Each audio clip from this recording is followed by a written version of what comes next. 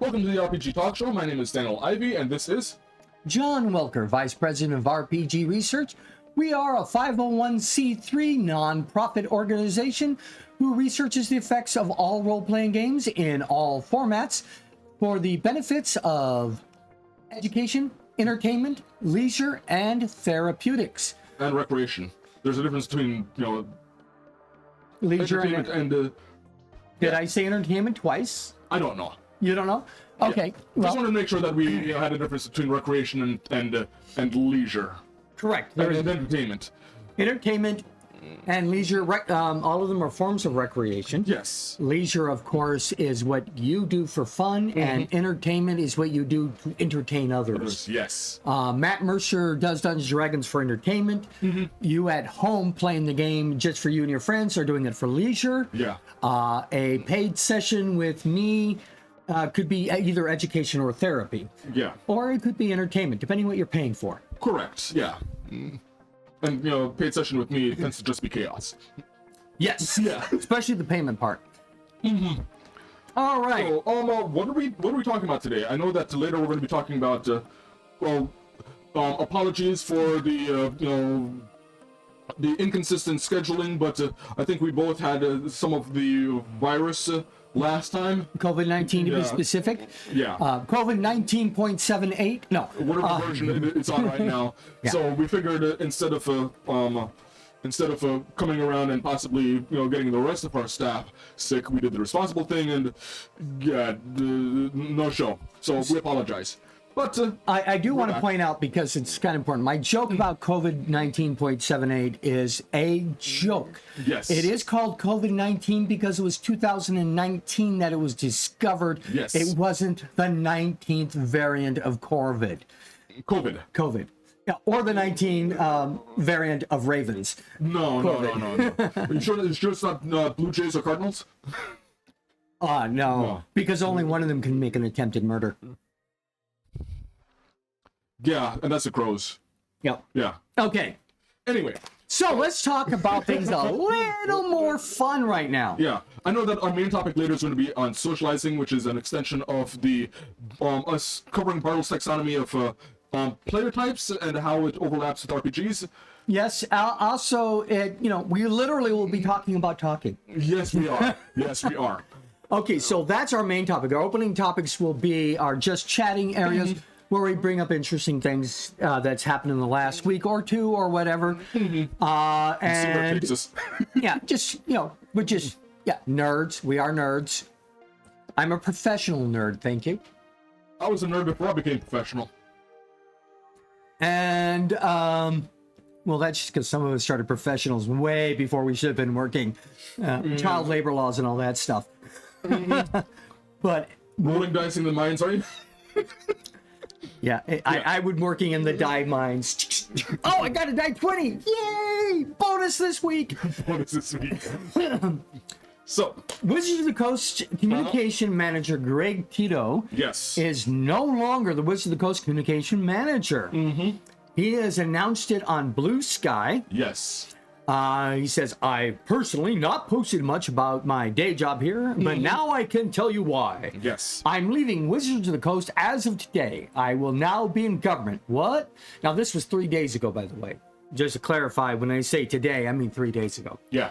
That's right. I'm going to be Deputy Director of External Affairs for the Washington Secretary of State office in Olympia, Washington. Now, somebody made a joke about he's still working with rules lawyers, just less ogres. Yeah.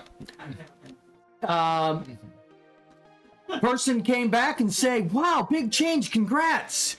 Greg Tito responded with, thanks. It feels good to do something that doesn't just line the pockets of assholes. That's a quote, not me swearing. Correct.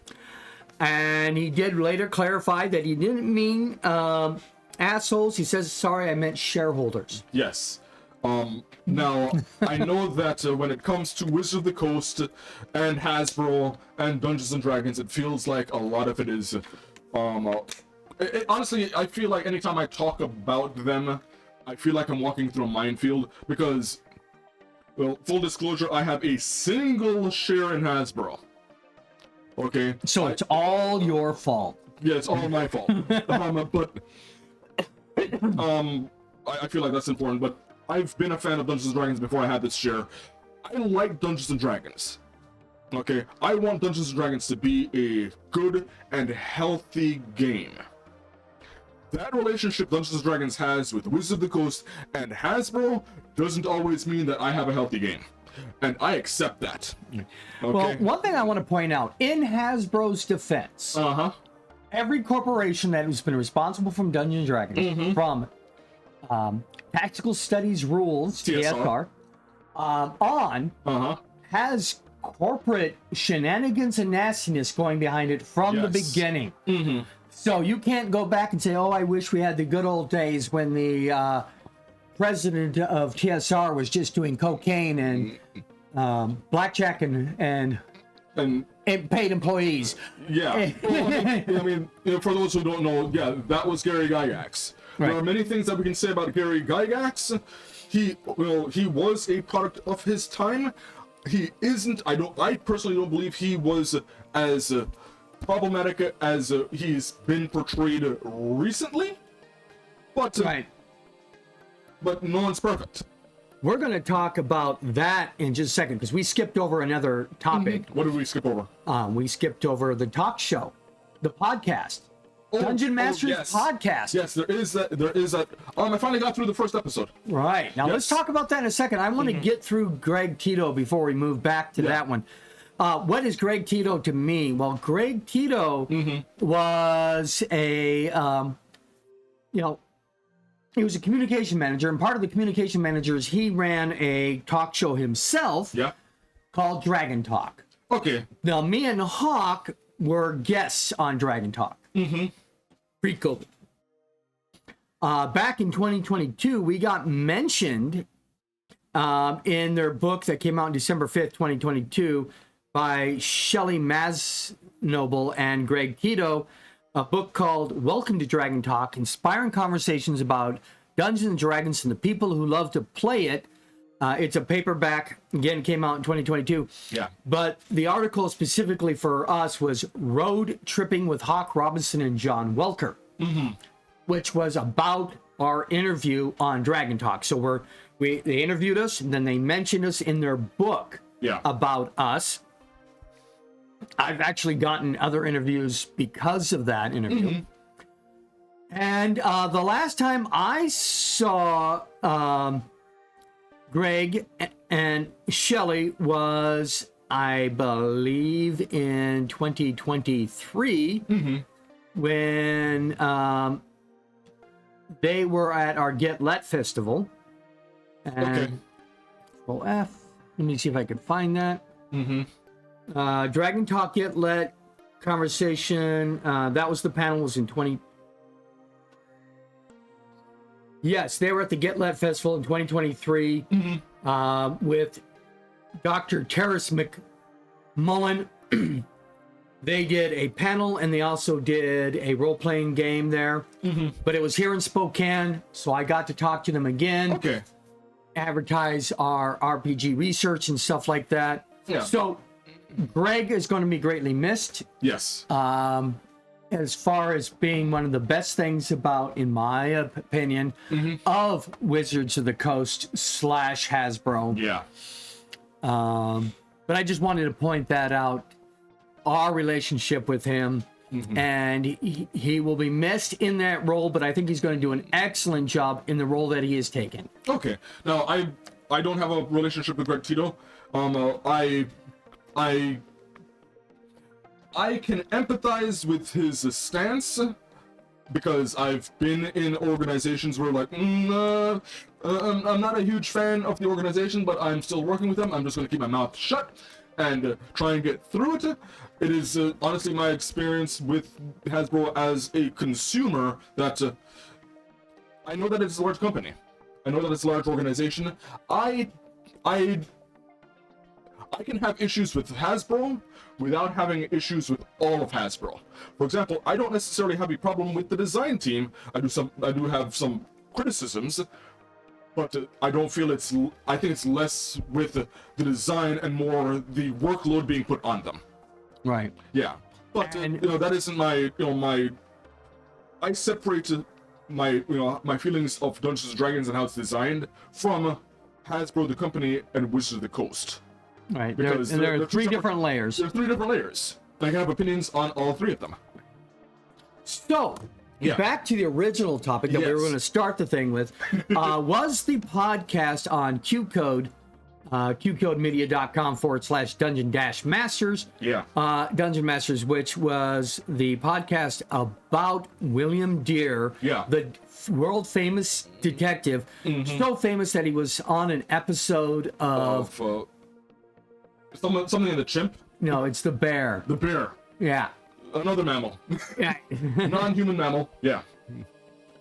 And he was he did all kinds of things. They called him at the time the real life James Bond. Yeah. I don't understand that, though, because James Bond was a spy, not a detective. Right, but he was also William Deere's also a gadget lover. Oh, he is. Okay. Yeah, he really loves his gadgets. Okay. And as you listen to the story thing, so before I get my opinion about this story of looking for Dallas Egbert III, Yeah. and William Deere, and the character of Gary Gygax as the dungeon master in this story, what is your opinion? Because I do have an opinion I want to bring out, but I want to hear your opinion of the episode or episodes that you watch or listen to. I was able to get through the first episode. And 4 now. 4, yeah. Yeah, today's the 4th. And I can see that they're already portraying him as very much putting his work first, and part of his work is this persona that is larger than life. And he may be buying into his buying into his own fame a bit too much. He's a legend in his own mind. Yeah.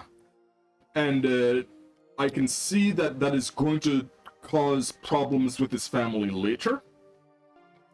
And I feel like this is also an example of one of the favorite things that I try to bring up is the Dunning-Kruger effect, where he is. Explain the word. So the Dunning-Kruger effect is a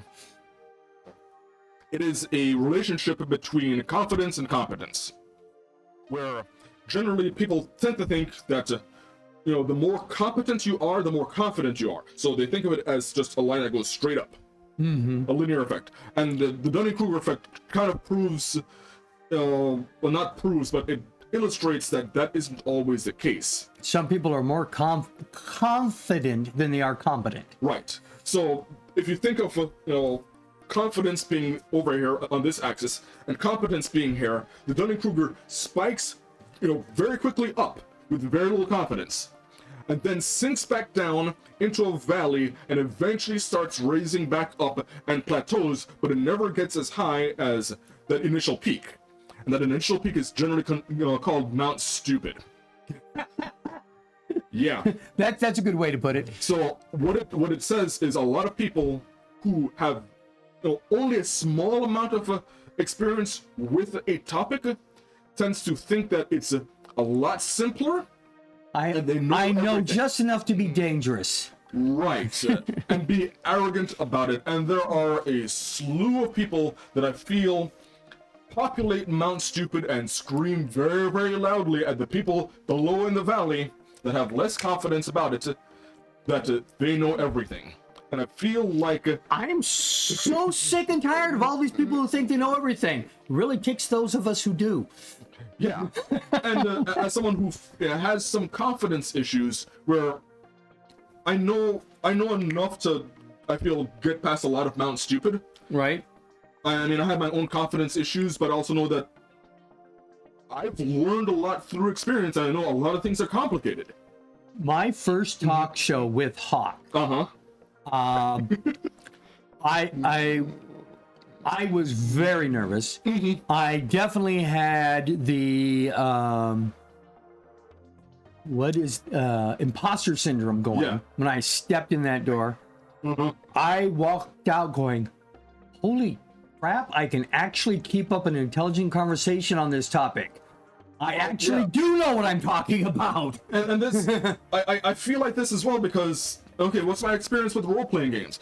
other than the work that I've worked with you guys on, I'm not a therapist, but have I, from your experience as a professional therapist, have I been able to, outside of this talk show, be able to hold my own in terms of concepts?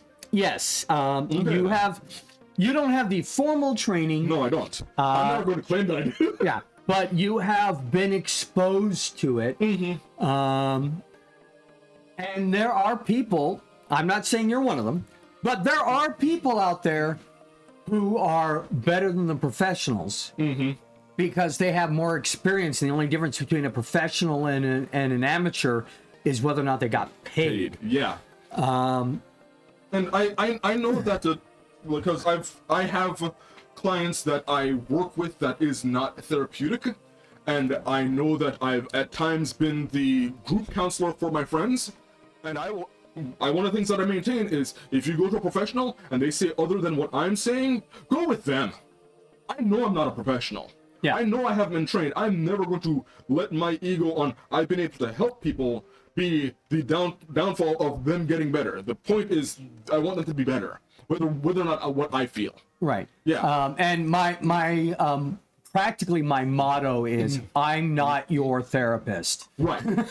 Yeah. So, I feel the detective. I've lost his name. William Deere. William Deere. I feel right now he is very much comfortable in on Not Stupid. Yeah, this is being played very effectively by John Hamm. Yes. I've gone through things, and I think he is not only very comfortable on Mount Stupid, Yes. but they're portraying him as the president of Mount Stupid. I'm not sure if I'd call him the president of Mount You Stupid. haven't listened to the next 3 episodes. Oh no. I'm not saying that he isn't going to have some position in the Council of Stupid, but considering the time period, I can think of other people who I'd rather have as president of Mount Stupid during that time period. Okay. But I think obviously William Deere is the main character here. Yes, he is. Even Gary Gygax, who is the narrator, and eventually actually meets William Deere, because that happened in real life. Yes. He, he's a side character. Dallas Egbert III is the MacGuffin. Yeah. He's barely a character in the story. He is the MacGuffin. Yeah. And Proof that we can objectify even males. Yes. right. Yeah. And I'm not going to get into all the other identity things but Dallas Egbert is the MacGuffin in this story, and I think there's a reason they waited until after the actual William Deere died before posting this. It is not a flattering look at him. No. I think it's going to be an interesting exploration of him, and sometimes, many times, a proper exploration, or at least a decent exploration, as opposed to proper, there is a difference, aren't always flattering. I think this goes beyond just not being flattering. I think this goes into making fun of him.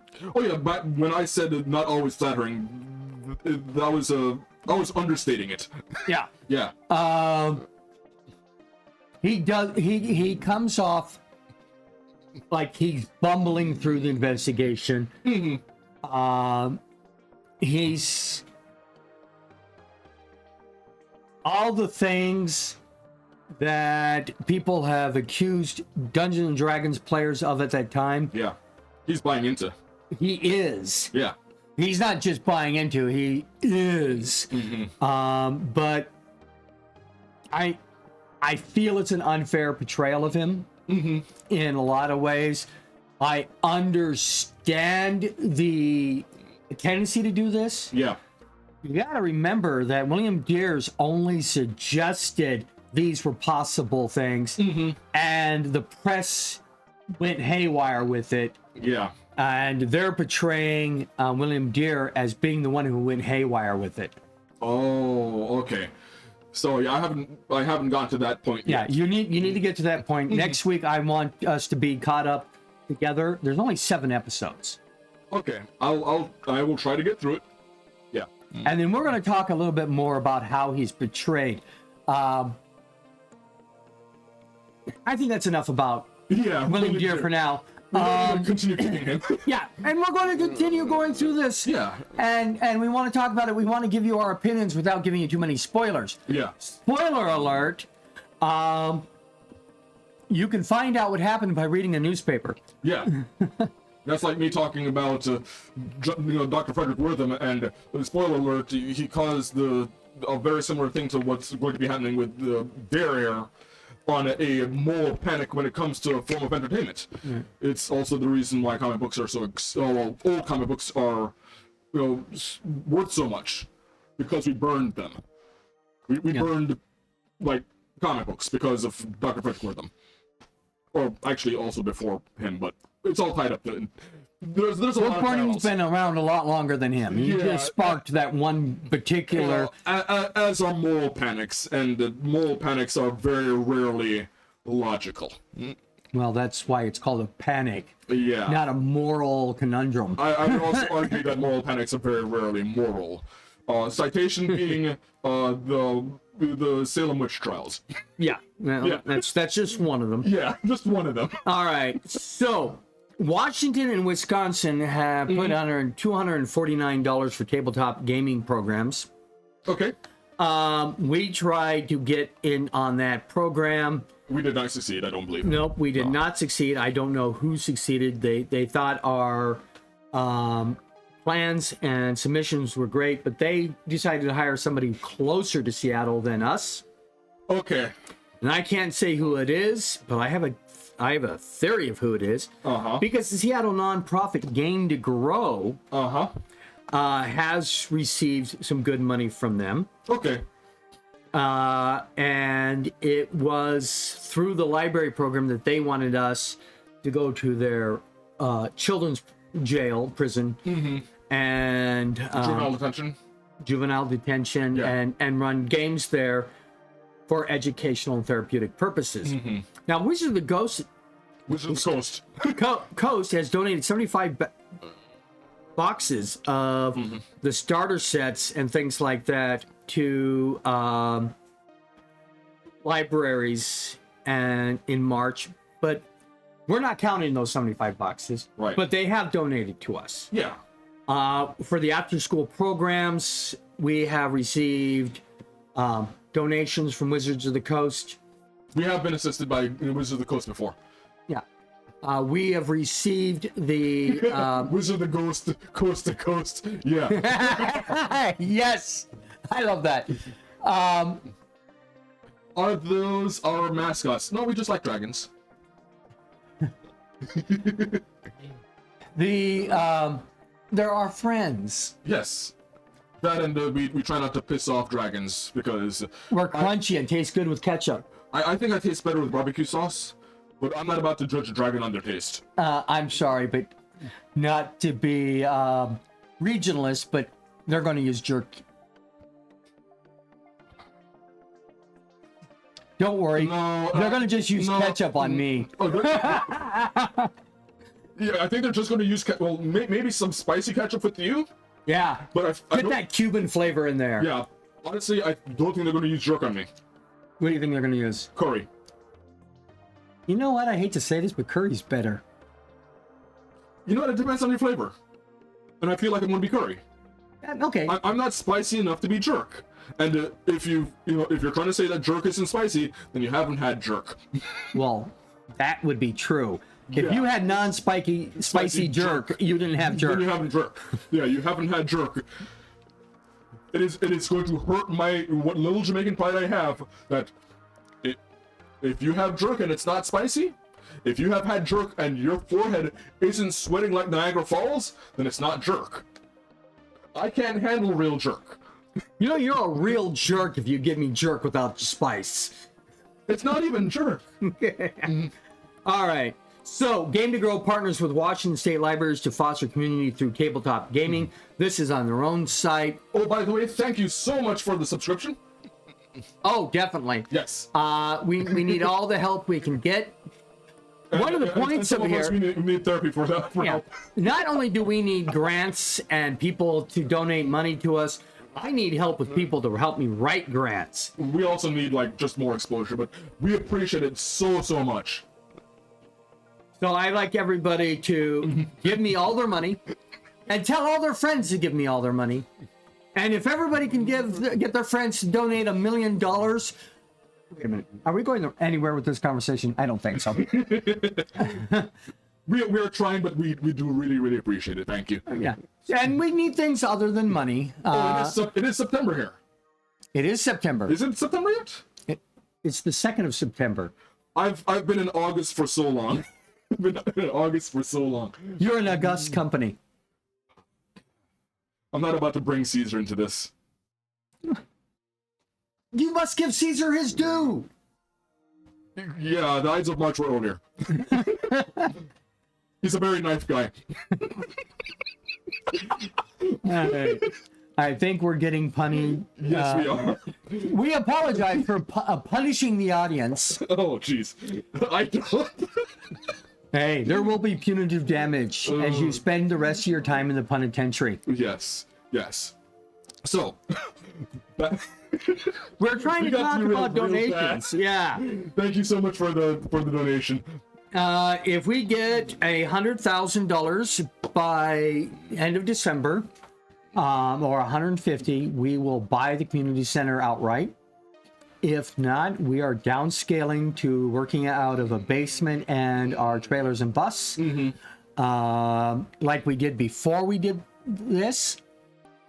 But if you want us to have a community center and a nice studio, then please donate. We will continue to broadcast. We will continue doing our work. We will continue running games at libraries, community centers, and after-school programs.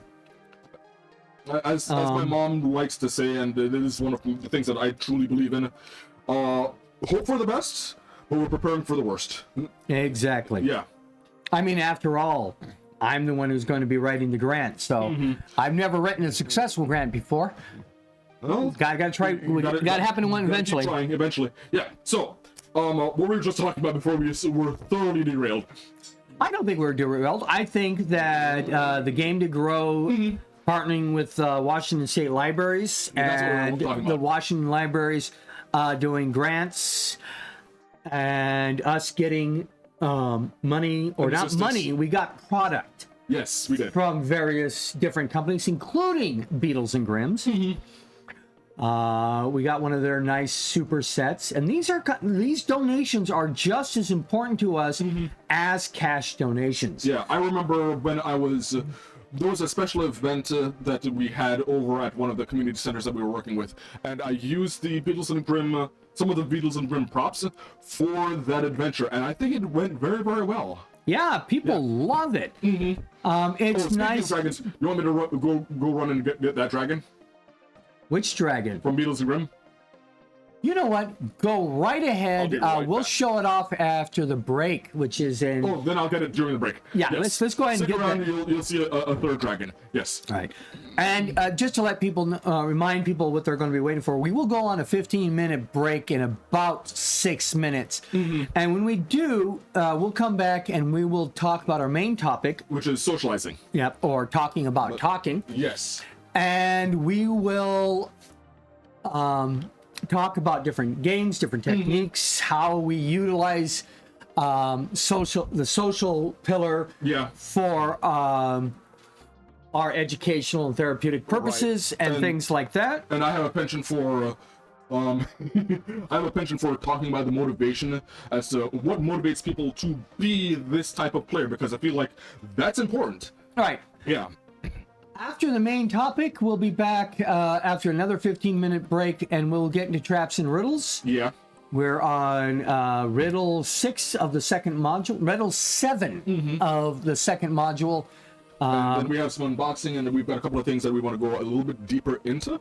Right. Yeah. Well, we're going to, if we have time, we'll go deeper into a life well lived. Yes. Well, we're going to hit on a life well lived during in socializing. Yes. socializing, so we don't have to get too deep, but we'll see what happens. Mm-hmm. This is a Murphy Day. We're expecting Murphy Day. We've been having some issues. Are those dancing polar bears? I think those are dancing dogs. Oh, okay. And it's cute though. And then there's, I think, it looks like a cat doing the worm earlier. But No, that's a worm doing the worm. That was actually caterpillars going across. And very, very, very colorful. I'm seeing rainbows. Yes, rainbows.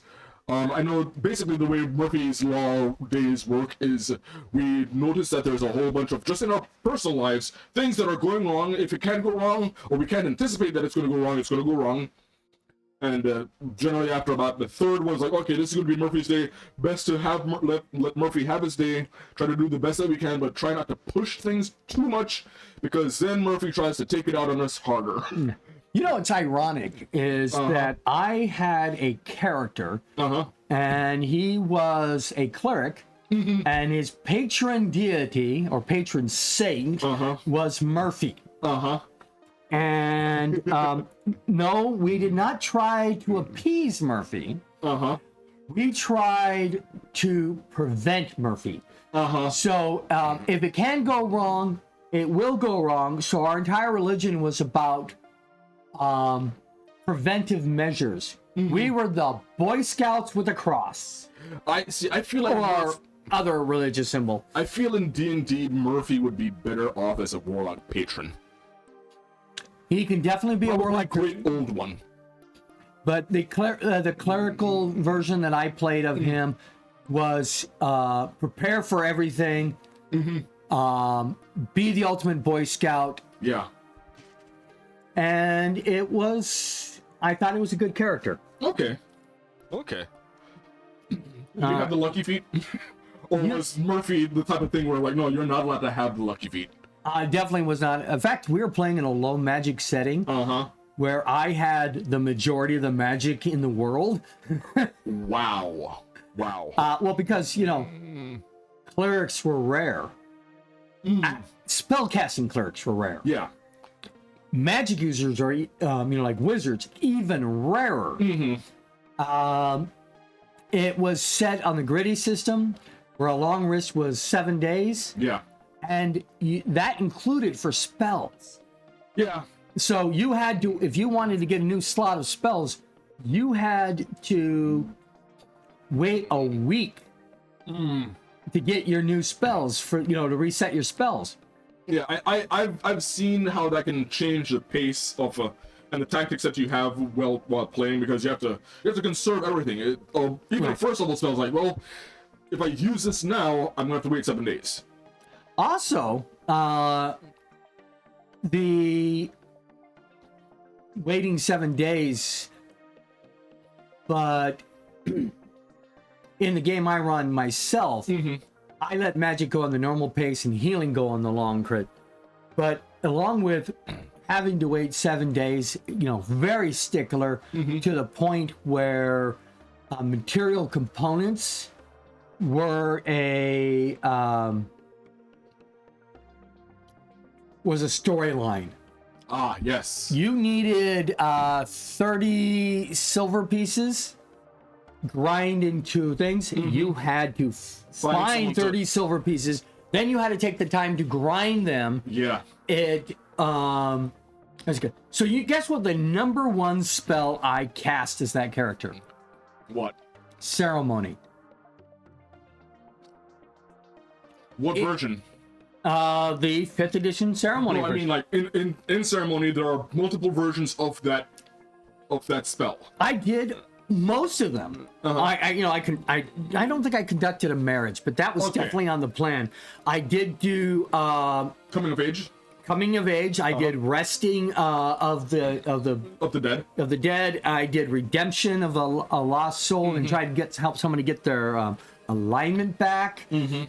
Ceremony was my biggest use, and this made it a more role-playing game and that's one of the things that I like about that, and I think that is going to that is going to tie very, very well into our main topic, which is socializing and how roleplay, ROLE play, comes into that with role-playing games. Which is a good segue to the fact that we will see you in 15 minutes. Yeah. Jinx. You owe me a Coke. I can't get a Coke for you. See, you jinxed first, but I was smart enough to order the Coke.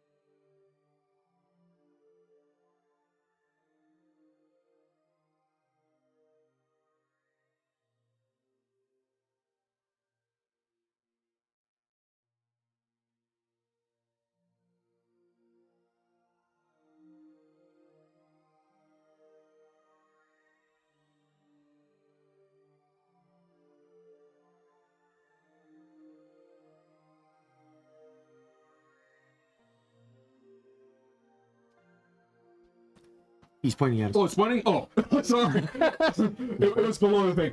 Welcome back to RPG Talk Show. As we mess up the beginning, my name is Daniel Ivy, and this is John Wilker, Vice President of RPG Research, 501c3 nonprofit. We have a community center, a museum that we're trying to get open, and we use role-playing games for education, therapeutic, entertainment, and leisure activities. And this is Sir Talavar from Wild Beyond the Witchlight. This is one of the things that we got from the Beatles and Grimm set that was donated, and we do use it. It is a great way, at least for me, when I was running it in the community center, to advertise that I was running a D&D game with at least that dragon.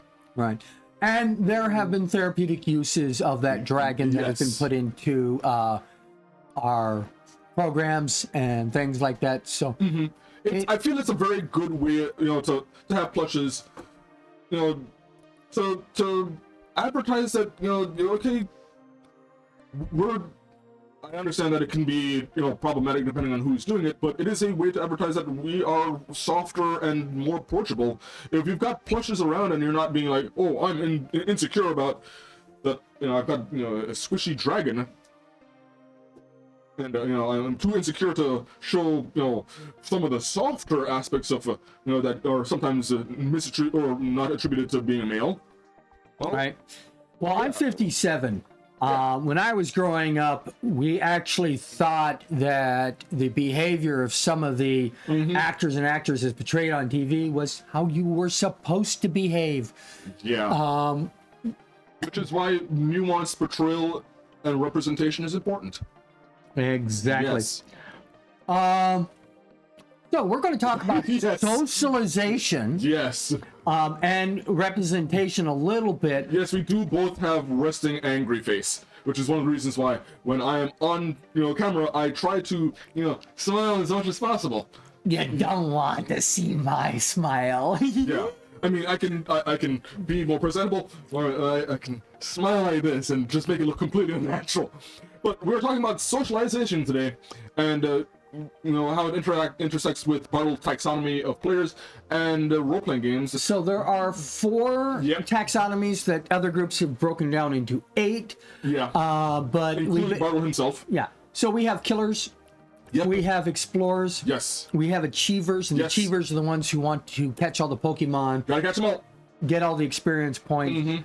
Solve the final riddle. They want to accomplish things. Yeah. And then we have socializers. Yeah. Who want to do the role playing, ROLE, as opposed to ROLL. And one of the things that I've been doing in going over the 4 archetypes.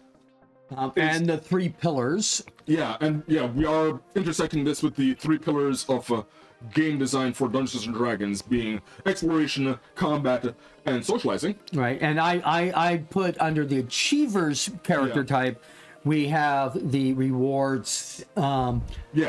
Which can be everything from you solve the mystery to I own my own castle and I have 3 pet gold dragons. And titles and whatnot, which I feel is important because sometimes getting loot is what you want. You don't necessarily have to use it. But one of the things that I've been looking into in terms of Bartle's taxonomy is not just the motivation of why you're doing it, but the motivation of why someone would want to do it. So, for example, the killers, it isn't, oh, we're trying to kill. They want to win. And they want to win by, they want to beat someone. And they want to have combat, or they want to outsmart. Right. Someone needs to lose for them to win.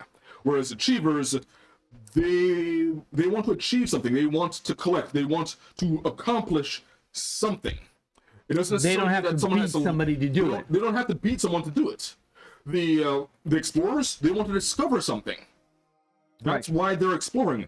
They don't necessarily want to beat someone to do it, but they want to discover something new or interesting. It isn't just, random thing on a table. Yeah, you found 5 gold pieces, and I've placated my explorer. No, they want something unique and interesting. They want to know that this area has been developed a bit.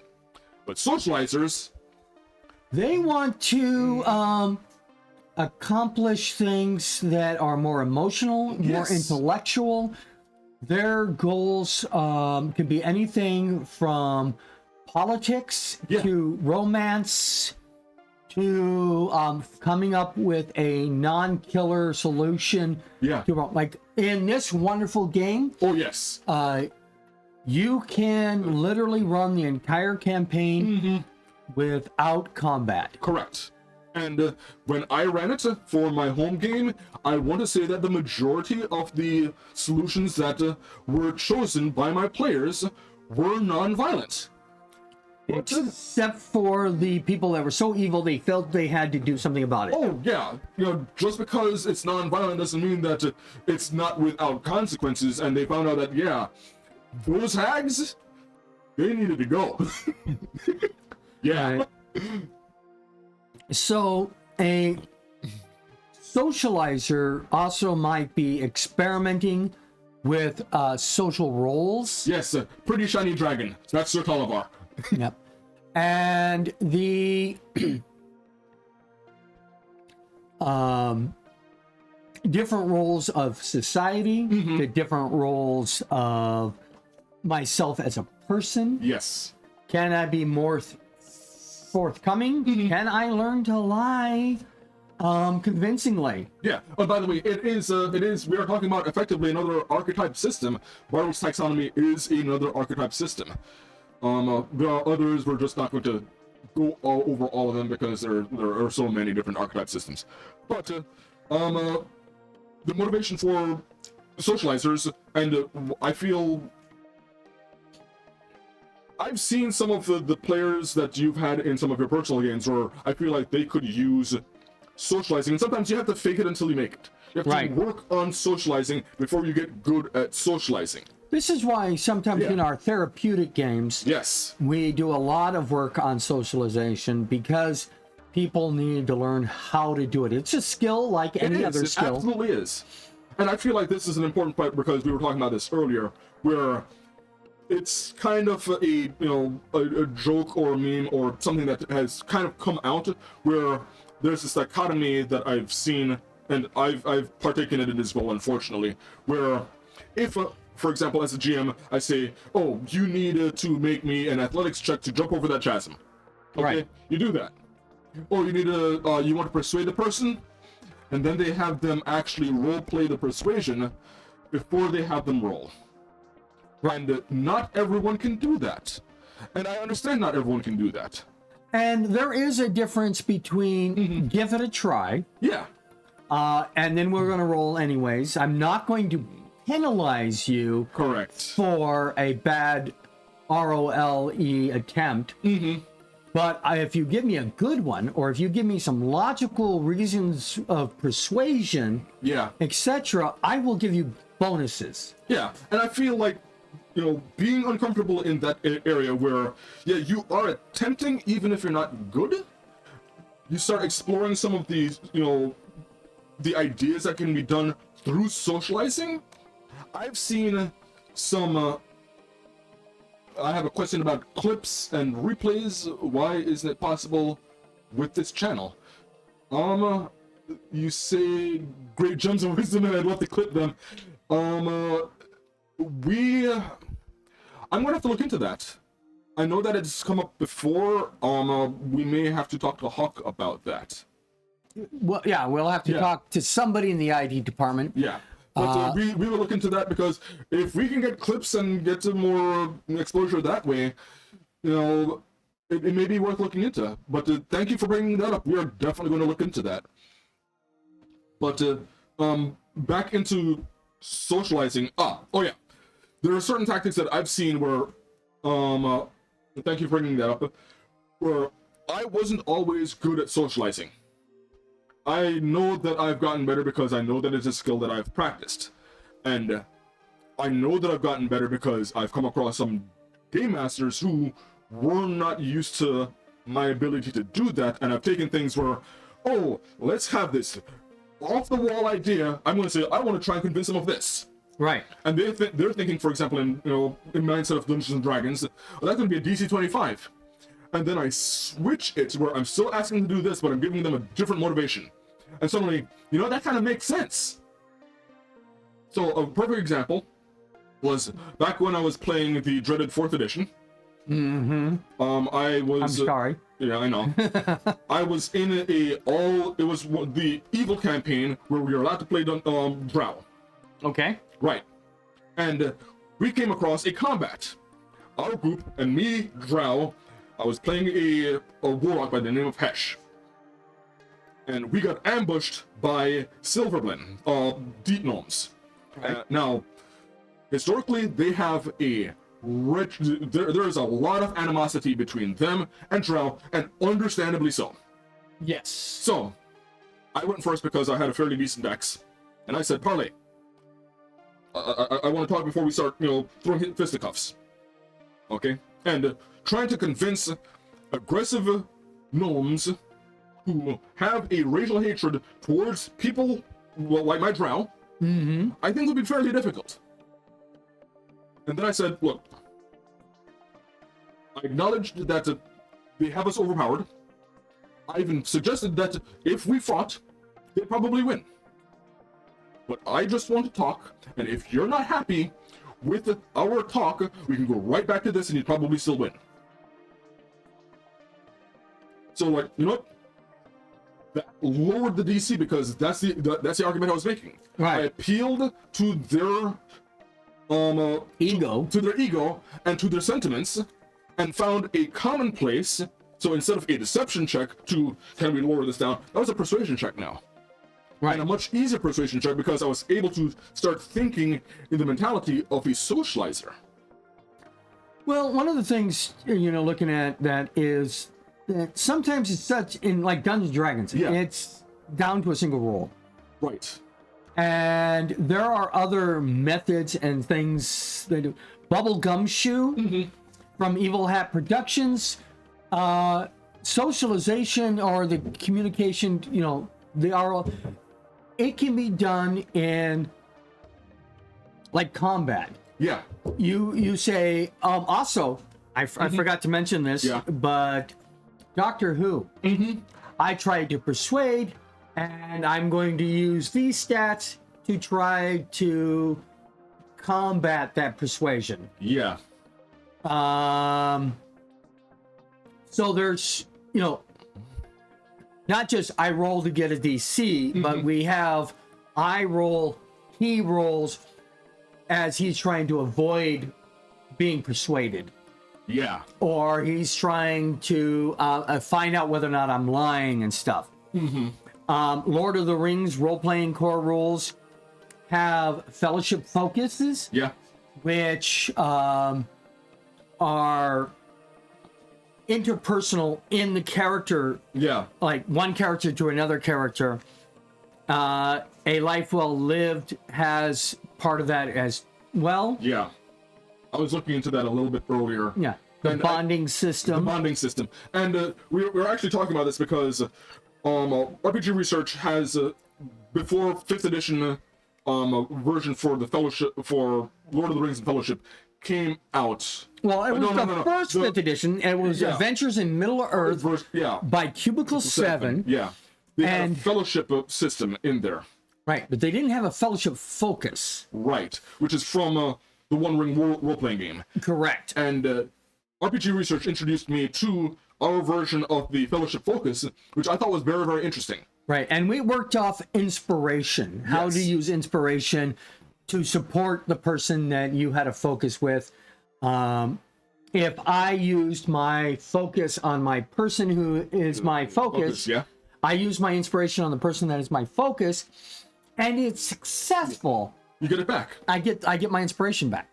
So now we are incentivizing and gamifying empathy, which is one way to fake it until you make it. I also lose inspiration and or gain shadow points if something bad happens to my focus. Yeah.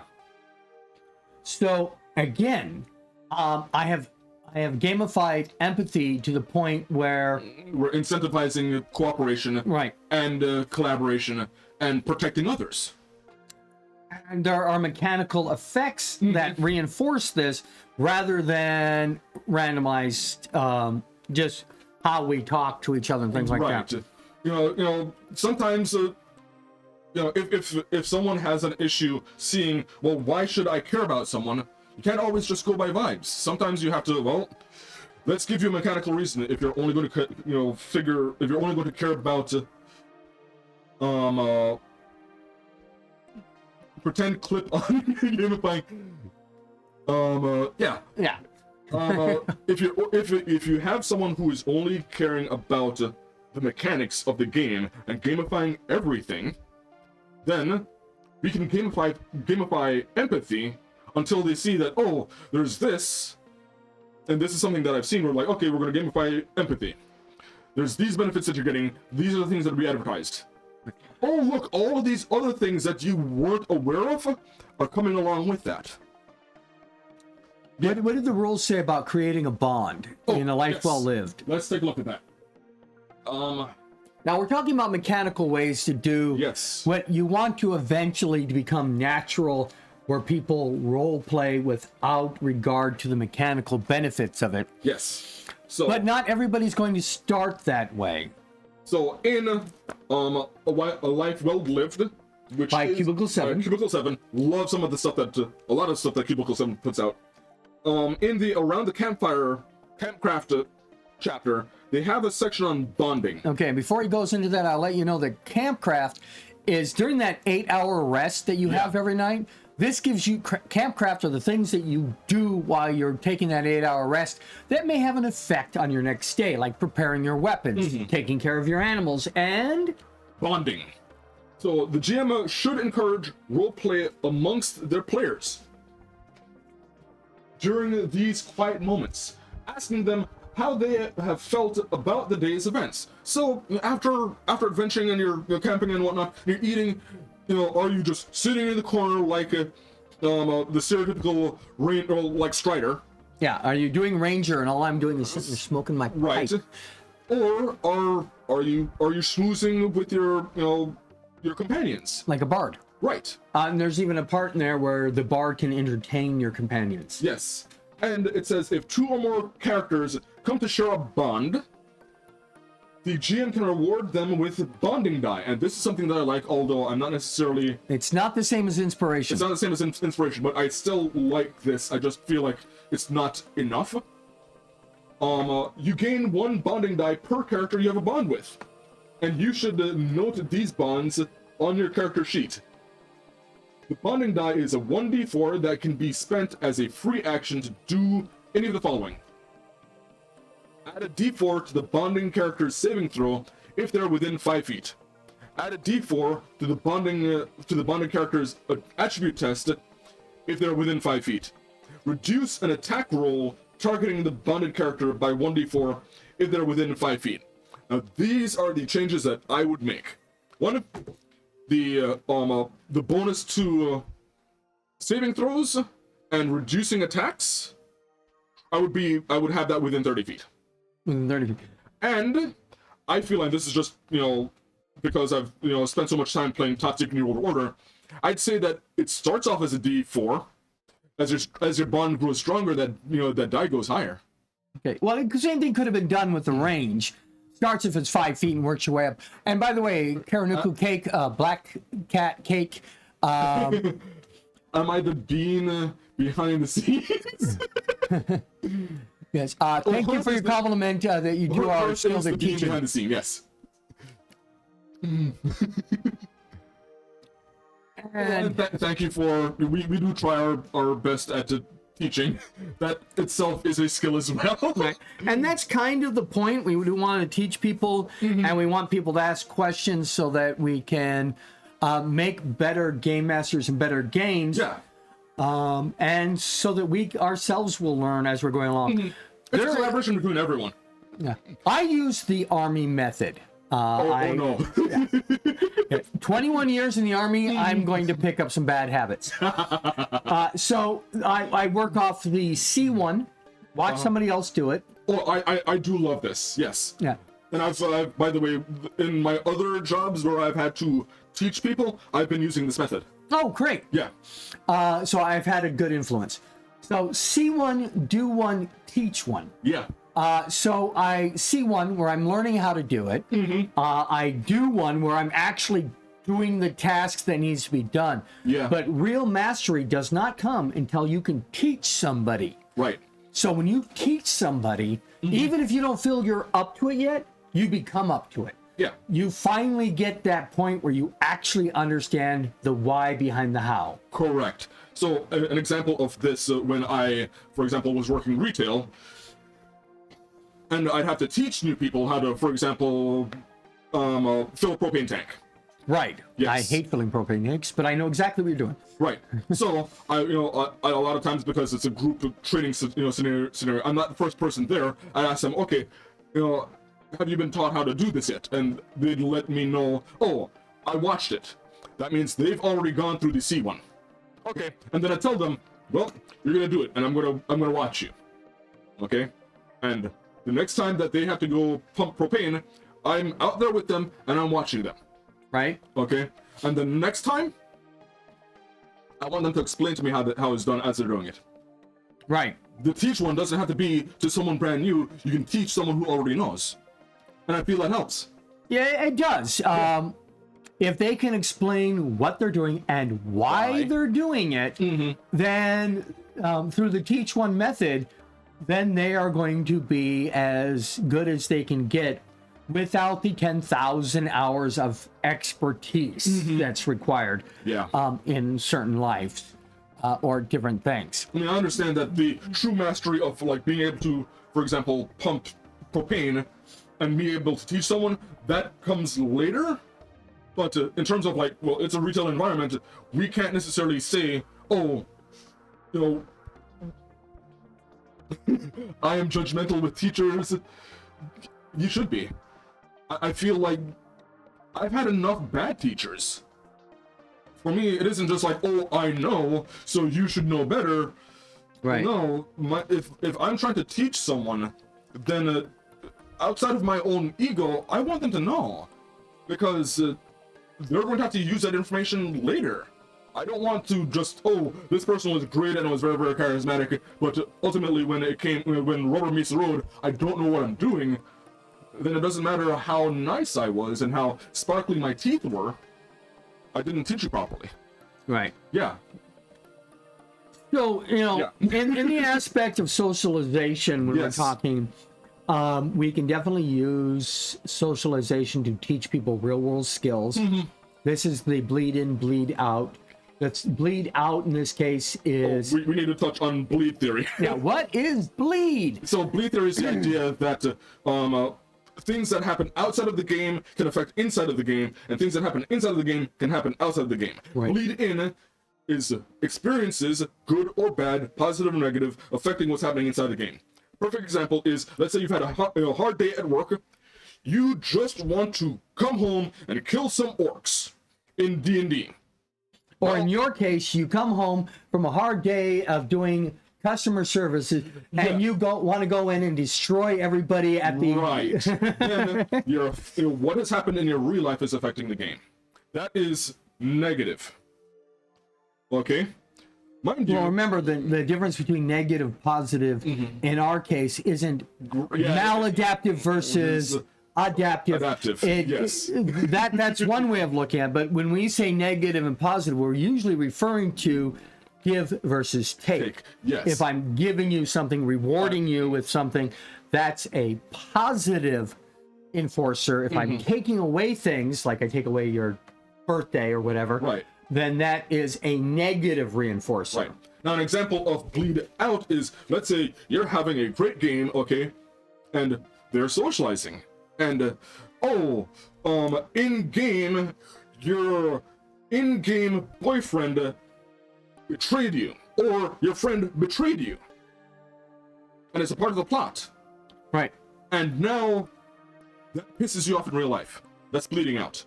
And mind you, all of this is, some of the things that can happen naturally. We've also encountered things where we can set up for bleed. So, for example... And I alluded to it earlier, where in role-playing games, I was, in real life, I wasn't always as good at socializing. Right. and I tried learning to socialize in role-playing games. That's in. Right. Well, that's bleed out because you're learning the skill in the game. That's in the game. I learned those skills and I tried using those outside of the game, and that's taking those skills out, and that is bleed out. Yes. So it can be a positive experiment. A positive experience. Yeah. And you've gained an adaptive skill as opposed to utilizing a maladaptive. Correct. So there are therapeutic aspects to the bleed in, bleed out theory. Right. Yes. And, learning a skill is part of education, not just therapy. We had a client where they were learning rhyming skills. Yes. By having to actually do them in game. Teaching math, science, history, everything started with a television show. Yeah. That is one of the ways that we utilize the social aspects of a role-playing game.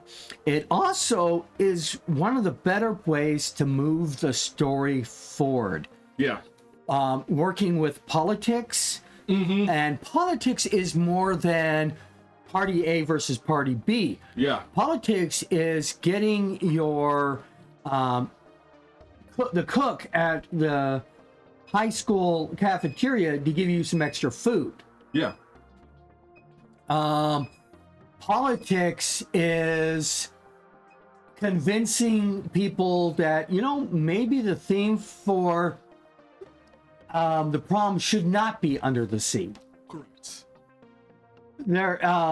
It's more layered than just the figuring out what our policies are or figuring out who we don't like this week. Yeah. And sometimes it is messy. It can be. Yeah. That's why we do have these skills that we work with. And a lot of the best storytelling is about the relationship between the characters, the relationships with the NPCs, and the story itself. And without the socialization part of it, it's just a war game. Right. And this is one of the things that I like doing with my home games is, and I'm kind of, at least around my friends, notorious about this, where things aren't always what they seem. And people start second guessing, like, what is actually going on? And I like when that happens. When people start to think, what is actually going on, as opposed to, what am I getting at face value? Right. I like when people start recognizing character features. Yeah. Like, oh, we have a socially awkward necromancer. Yes. Or people start recognizing what the motivations and why somebody's doing something, as opposed to, I don't like what they're doing, but now I'm beginning to understand why they're doing it. Now I have something to work with in possibly changing the behavior I don't like, or changing my own attitude about the behavior I don't like, when they find out that the behavior really isn't actually harmful, it's just different. Right. And one of the other things that I enjoyed, seeing is when you have a character that you've already established, or this is their pattern, this is what they do, and suddenly they start acting different. And that is the cue to check in on them. Yeah. Because that's important with real life people, where a lot of people, they get into their grooves. They are who they are. But when something changes, check in on them. Right. Like I have a character who does the Spider-Man method of combat. Constantly talking during the whole thing. Yeah. No question. With the Spider-Man method, because I like Spider-Man. Spider-Man is most dangerous when he stopped talking. Right. Yeah.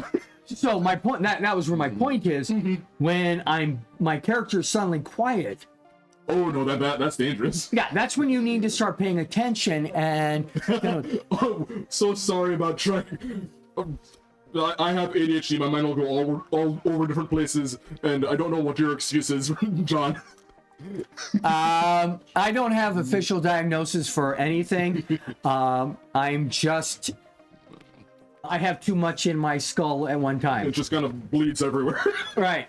And this is unscripted. Yeah. So we will do what comes to mind. Hopefully we're doing it from an educated point of view. Try to. And we're going to try to talk factually. Yeah. If you need references, we can provide those on demand. We try. And yeah, one of us. I know my own. Right. You know, I haven't been officially diagnosed either, but my sister has, my aunt has, and if I walk like a duck and talk like a duck, I'm saying that I walk and talk like a duck, so I'm probably a duck. Nah, he's a goose. You're a silly goose. Yeah. Yeah. So when we're looking at the talking, we do, let's just go over a review quickly. One, we are talking ROL, role-playing, game, not just dice playing, though there are mechanical ways to facilitate the role-playing, and there are mechanical ways to get in over human weaknesses. Nothing worse than playing a character with a super high intelligence, a great wisdom, and being played by me. I don't think it's that bad. No, but the point is, and then sometimes, you know, it's harder to play. Oh, I have the hardest time playing dumb people. See, there you prove it. Yeah, when I play a character that is a low IQ character, low educated character, and my first instinct is to say how to use You start overthinking. Oh, I start using scientific methods to come up with solutions when my character should be, hit it with rock. See, I have a similar issue, and I don't always think like, okay, just because low intelligence doesn't mean we have to, bury it to, to a certain degree. I feel like low intelligence can show up in other ways. Right. My wife plays a character called Stomp.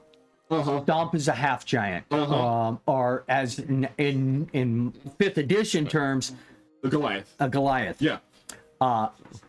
Higher wisdom, notices things, but lower intelligence. And we're not playing this as barbarian smash grab women.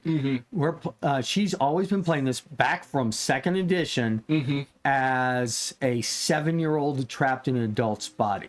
I think that's an interesting way to go with it. I also feel like having just lowering the vocabulary. Or one that I absolutely love is high charisma, low intelligence, where just super confident about the wrong information. Right. Oh, yeah. I use big words so that you will think I'm smart, even though I have no idea what I'm talking about. Yes. I heard... I'm going to eloquate all of my words. Yeah.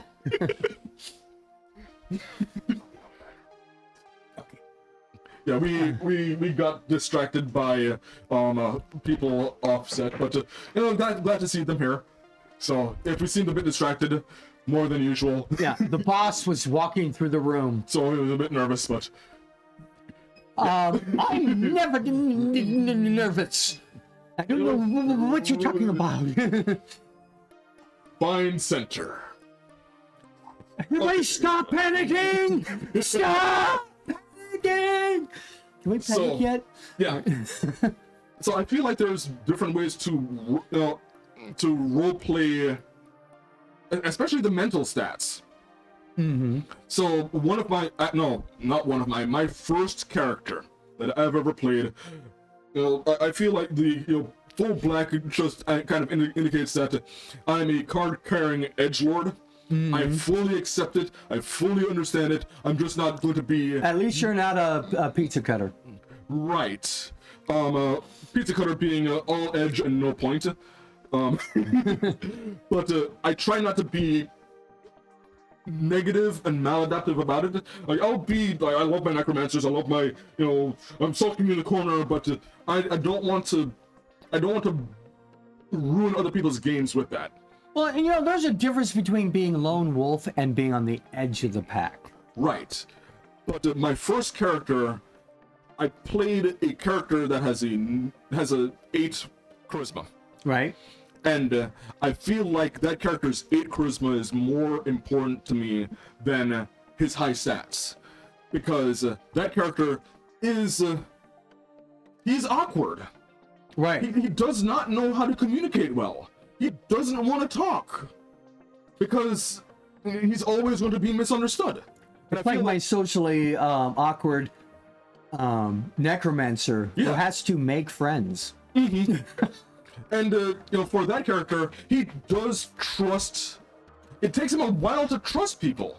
But when he does learn to trust you, well, it is the most fierce, loyalty that you'll get. He's just not going to be he's not going to be the face. I mean, he's got some fairly decent intimidation, but it feels like, okay, he's learned how to use one hammer. He's going to use that well, but he knows that he doesn't always have to use that hammer. When he doesn't have to use that hammer, he's having someone else use it. Right. Yeah. He's the type that'll sit back, watch, because lone wolf, I'm observing things in the corner quietly. He has high insight and high wisdom, decent wisdom, high insight, and high perception. He's going to go over to the face and whisper in their ear. Because, but only if he's learned to trust them. Yeah. You know, you're bringing up something that is also a key of socialization, besides the mechanics, besides learning the social skills, even besides one of the things that I find the hardest to teach people is teaching people how to ask questions, how to do an interrogation. You know, you start with what you want to know, and then have your questions lead towards that answer, as opposed to seeing what there is first. Right. Yeah. A lot of people like, all right, here's your mission briefing. Do you have any questions? People don't think to ask, well, what are our supplies? What is our timeline? What is the intelligence of the area like? What do we know? All these the questions that need to be asked don't normally come. So I might have them give a die roll, or I may have an NPC ask the questions. One of the best ones that I've learned to use in my own real life is ask, if is there anything that you wish we'd ask? I think that opens up so much stuff. I've used, back when I was, we had Pride Week over here. And, right. I'm neither LG or B, but I do try to be an ally as best as I can. And I was there, and there was a politician there that, was doing their politician thing and trying to, show that they had alliance with the LGBT. And I'm not saying that that was successful or their motivations, but they were trying. And one of the things that I mentioned was like, okay, I went through all of my questions because I was curious. And then I asked them, is there anything that you wish people would talk about? And that opened up a whole bunch of additional things where he was able to talk about the things that he cared about. Right. Which I think is, at times, as important as all of these other things, because then you're seeing what their motivations are. Why are they doing certain things? Yeah. And that's one of the things I want to see in real life of people and in politicians. I want politicians to talk more about themselves.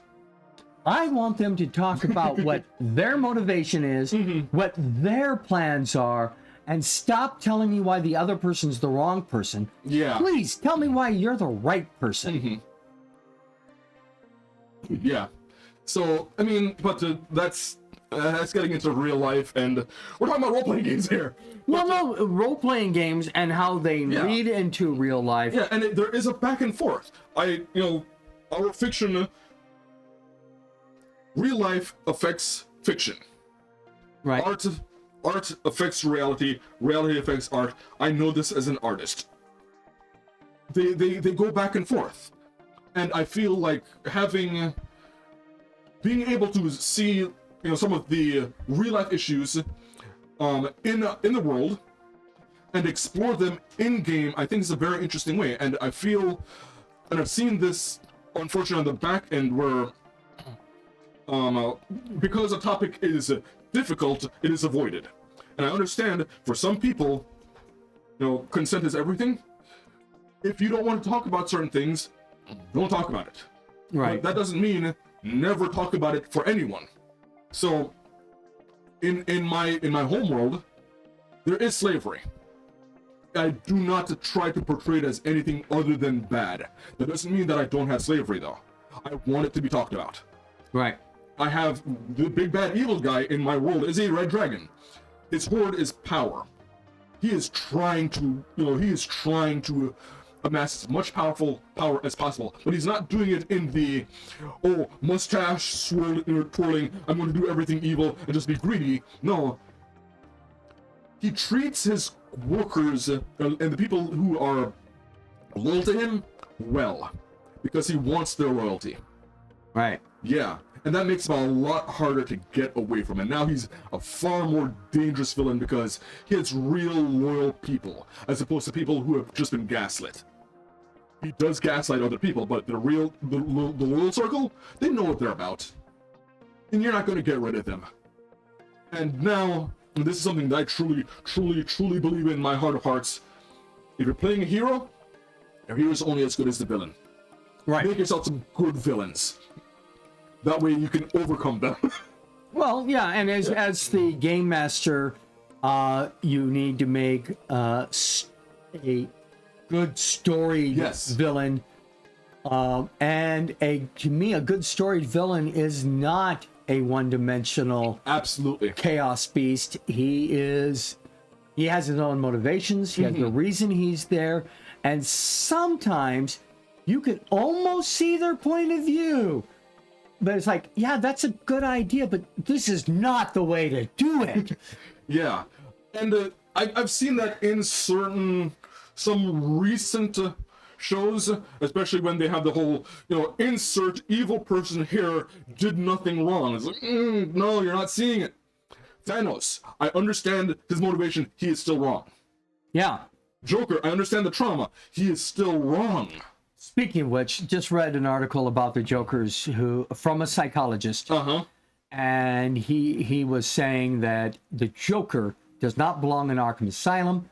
He knows what he's doing. Yep. He belongs in Blackgate. He's not insane. Right. Doesn't matter that he giggles, laughs, and is flamboyant. He knows what he's doing. Yeah. By the way, I'm happy that you are inspired today. But yeah, my favorite take on, and by the way, I'm a massive comic book nerd. Way more than I think as much as I let on sometimes. My favorite take on Joker is that he is hyper sane. Not only does he know what he's doing, he sees everything on a meta level. He understands that Batman is playing the villain, playing the hero. He is trying to coax the story. Yeah, there is that different thing, and this is an expression of personality. Yeah, and experimenting with personality is one of the points of role playing. Are you being the gruff dwarf or the happy-go-lucky dwarf? Right. Who's always cracking a joke and smiling? Are you playing the dark assassin, or are you playing there was an assassin character? Oh, the femme fatale. Well, no, okay. Yeah, so there's a television show. I think it might be on Max, might be on Netflix. It's called Killing Eve. And the assassin just wants to have a friend. Okay. And she's got this different personalities. She's picked a person whose job it is to put her in jail. It's like, we should be buddies. I love it when that happens. Yeah. But, getting back to, before we have to go on another 15-minute break, I wanted to point out, like, for me, Joker, I feel like if you take Joker and another very well-known character that breaks the fourth wall, Deadpool, I feel like both of them would be able to recognize the fourth wall, but Joker refuses to acknowledge it because he's got professional standards as an entertainer. Right. Yeah, he knows and acknowledges that the fourth wall is there. He's acting like it isn't, and that's what makes him dangerous. He still knows what's going on, He knows the audience is watching. He's doing this for the audience. He's doing this for the audience. Yeah. So, we'll be back in 15 minutes. Then we are going to do traps and riddles, and then we've got some unboxing. Exactly. This is number 7 on the Traps and Riddles. We'll talk more about that. Please look up more about us on rpgresearch.com Yes. /donate, because we do need to keep this show going for the rest of our lives. Well, it's not that bad. Yeah. Okay, scene 15.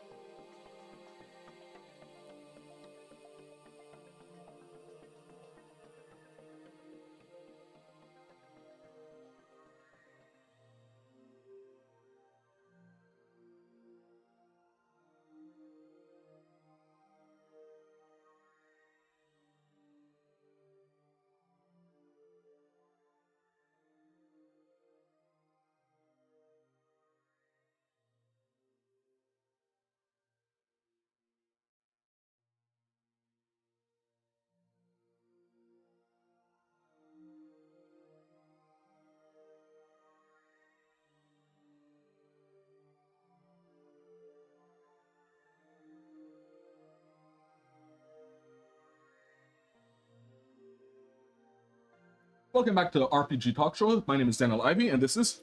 John Wilker, Vice President of RPG Research. And right now we're going to go into what's our traps and riddles scenario. Yeah. Now, you mentioned that this one's probably going to be really simple, or I'm going to overthink this and it's going to be a nightmare for me. Yes, that's usually the case here. For me, there is no in-between. There is no in-between. So let me explain to you guys what traps and riddles is. Yeah. Right now we're doing Challenge of Champions 2. That means it's the second module from Dungeon Magazine. The second collection of them, yes. Yep, by Jonathan M. Richards. Artwork by Rags Morales. Dungeon Magazine was August 1993, issue number 69, volume 12, number 3. And we are doing scenario number 7.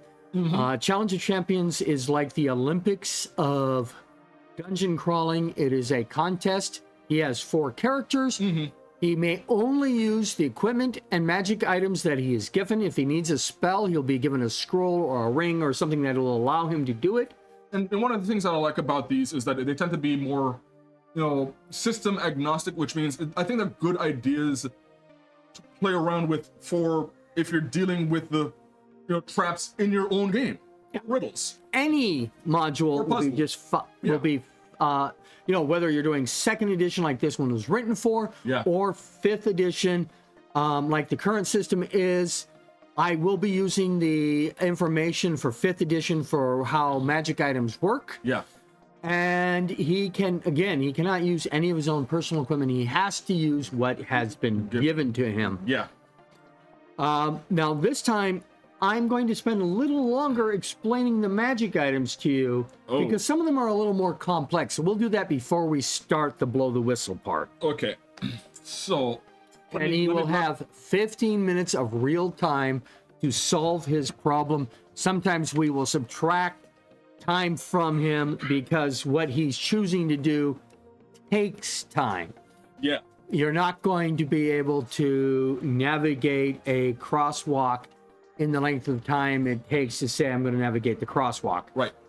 Okay, so I've got some notes. I've got a pen. Does this pen work? Yes, that pen works. Okay. We're not using dice. We're just going to assume that if dice are necessary, that he succeeds, because it's the thinking part that is important, not a die roll. And I've failed enough of them to know that just an automatic success on a die roll within reason does not save you. Does not save you. No, it does not.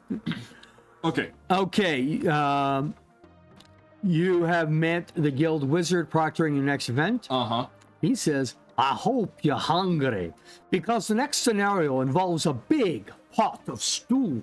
He leads you to an enormous room where a gigantic pot simmers on a burning stack of tree trunks. Okay. The pot itself must be 25 feet tall.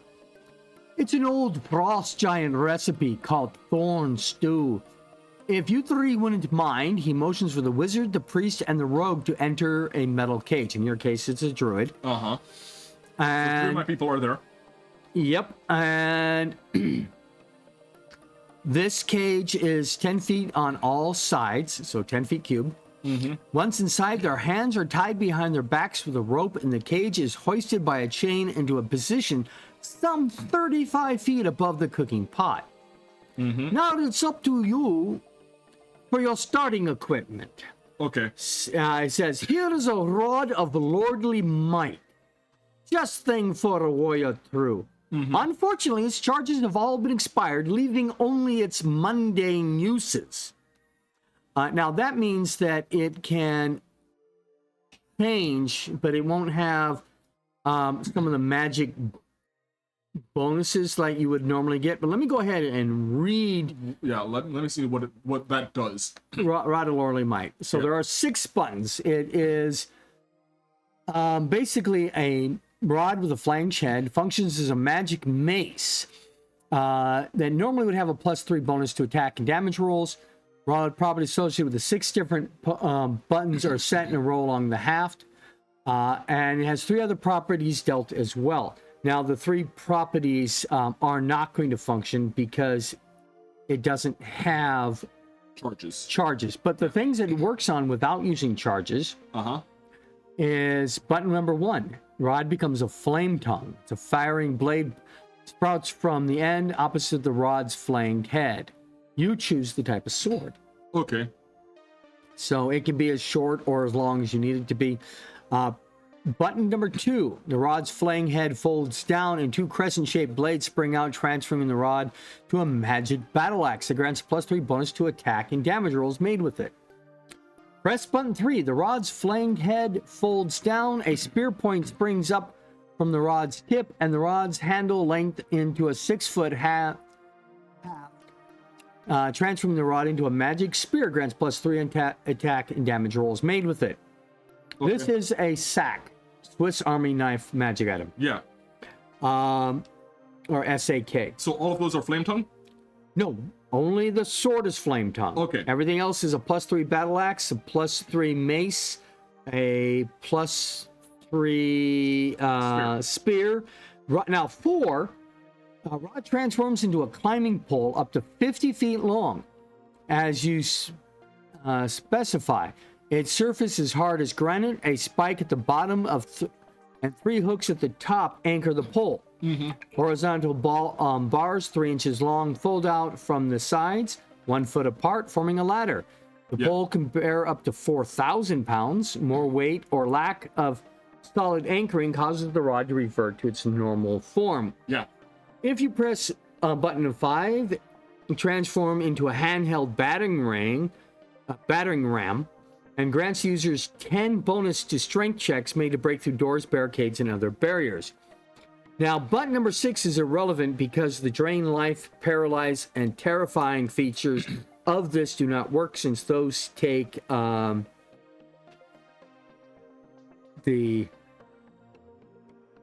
power charges. Yes. Okay. System error. Your next item, it calls it a rope of constriction, but in 5th edition, the closest thing we have is the rope of entanglement. 30 feet long, weighs 3 pounds. One end of the rope uses an action to speak a command word. The other one darts forward to entangle a creature you can see within 20 feet of you. And then, or you Is that in 20 feet? 20 feet. So it can restrain somebody. You can release the person with a command word. It's armor class 20, has 20 hit points, and it basically ties people up. All right, so you've got your description. Okay. Now of your items, those items are a little more complex than we normally deal with, so I wanted to make sure you know what they did in 5th edition. Now, question: the rope of constriction. If I have it entangle someone, can I still, for example, have them on a lead?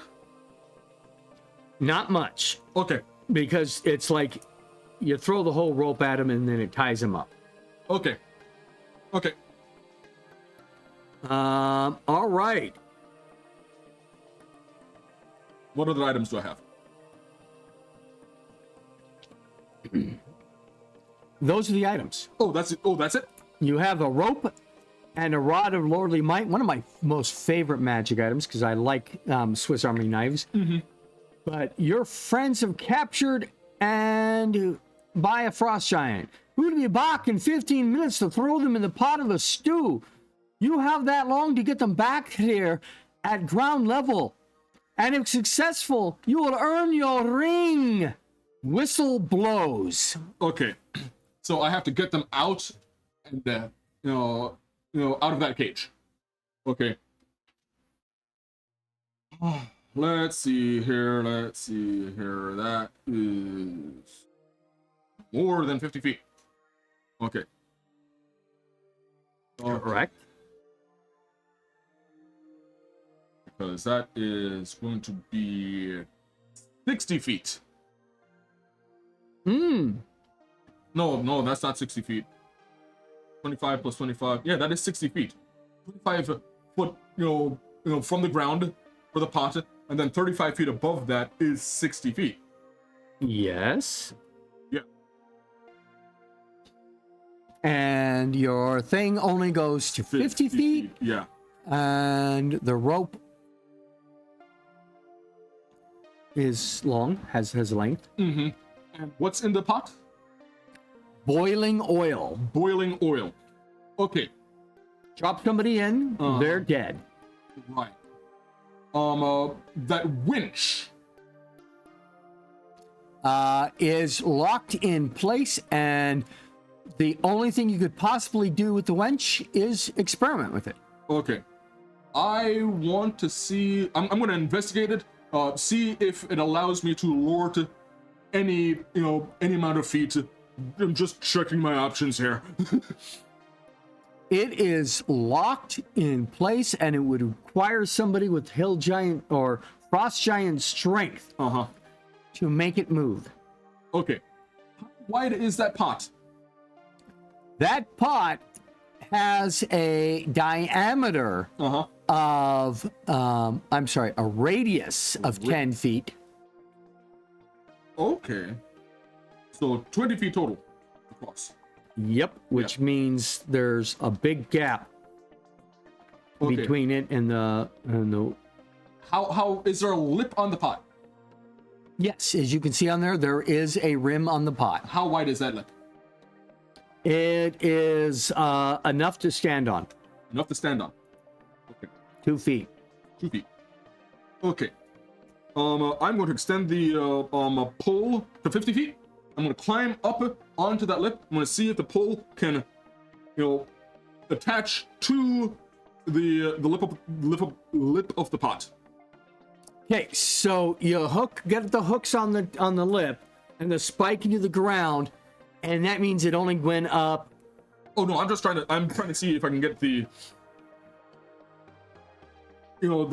spikes. You have one spike that goes straight down on the ground to anchor it. Yeah. And you got like a grappling hook spikes that go over the top at the very top of it. So there's no hooking here and then going higher than the hook. Oh, what I'm trying to do is see if I can turn the entire thing upside down and have the grappling hook attached to the lip of the pot. And have the spike go up. Would it secure? Yes. Okay. If you want to hook it to the over the edge of the lip, so you have the lip here and you hook here. Okay. Then yeah, you could do that, but it may fall unless you figure out a way to anchor it or balance it or something at the top. So what I'm going to do is I'm going to drive the rest of the spike through the gates and have the. Okay, hold it. First of all, you're still on the ground as far as I know. Have you attempted to go up? Oh no, I climb up to the top of the pot. Okay, so you're standing on the lid. Yeah. And normally this is a balance check, but we succeed on these checks. Yeah. So there you are, standing on the thing. You put the hook under the thing, and you want to drive the spike into the base. No, not into the base, into the side of the cage. What, into one of those metal bars? Right. Yes. And I then want to turn it so that the legs of the climbing pole lock into the cage. Got it. So you're going through the hole, have the climbing pole go out, and then you're turning it so it locks in there. Yeah. Okay. That works. Now what? Now I'm going to climb up the pole and get to the top of that, to the very top of the cage? To the very top of the cage. Okay. So you do. How far is it from the lip to the top of the cage? 35 feet. 35 feet to the base of the cage. Yeah. 10 feet higher than that is? 10 feet higher than that. I'm not trying to get to the top. That's where the door to get into the cage is. I understand that. Okay. I only need to get to the bottom because I can climb those bars. Those bars. Okay, so you do that. You make all your successful rolls to make the climb. Okay. And I open up. Yep. And then you drop down in. Can I untie them? Yes, it's very easy. Okay. I then boost them out, and they climb down the cage, down the ladder. Okay, and they'll make their balance checks to stand on the rim. Yep. Now what are you doing? Then the last person that I boost out, they're going to help me come out of the cage. Okay. I'm gonna climb down. And then you climb down to there, and then you put the ladder back down in the previous way with the hooks on the lip and the spike into the ground. And then you climb down over the fire, of course. Yes. Now, of course, we're being very nice, because normally if I wanted to be mean to a player, I would make him calculate the Pythagorean theorem to see what angle he had to put the ladder at, so not to be in the fire. And I will only claim Sokotoa. I will only claim Sokotoa. I'm not about to do those calculations. No one wants to see me do math on stream. We're not that type of stream. Right. I'm doing I'm making sure that my players are using science. They're using Pythagorean theorems if they have to target something that is up at an angle and they're at a distance from them, or if they have to do like this and climbing and stuff. And one of the players like, there's no trig in Dungeons and Dragons 5th edition. And I said, show me. Show me where it says there's no trig. So I have a question. I have an answer. Did I succeed? Yes. Did I succeed how it was expected? Actually, yes. That was, like I said, this was either going to be super simple or you're going to boil yourself alive overthinking it. Like Did it even say turning it upside down? No. No? But it was the logical thing to do. Yeah. Especially, it doesn't say hook the ladder pieces inside the thing, but it's the logical thing to do. Yeah. So you did right, you did good, and you got it within the time frame that you're supposed to.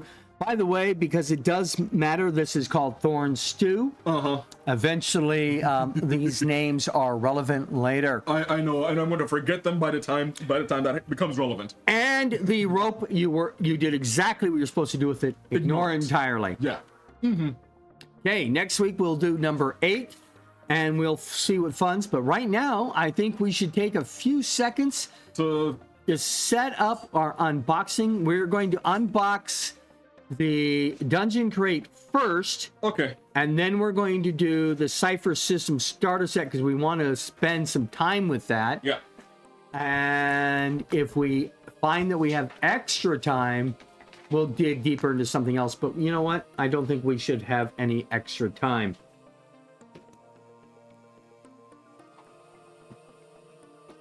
Got one over here. That's going to be next.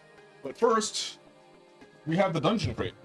Now, Dungeon Crate is a loot box. It comes out monthly from dungeoncrate.com. Yeah. I have been a member. They are not a sponsor. We do not have any sponsors. Anybody who wants to be a sponsor and wants to see us unbox things for you, we will gladly do that.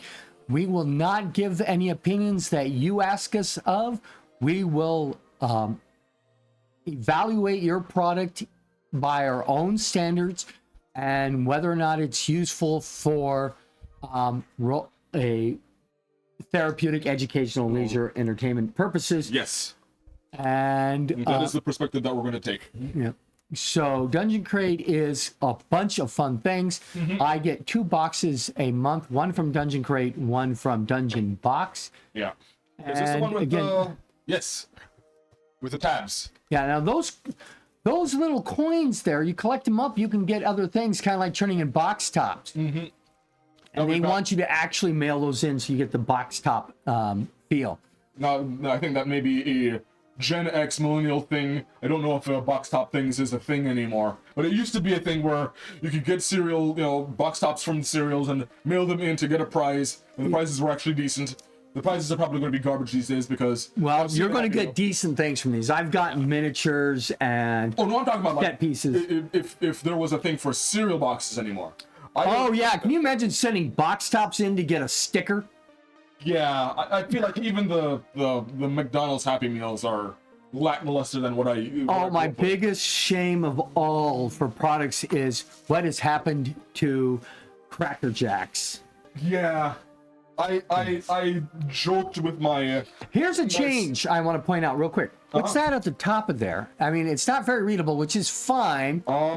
It's a digital code. Yeah, that code is for the digital product that are represented by the things that are in here for the modules and stuff like that.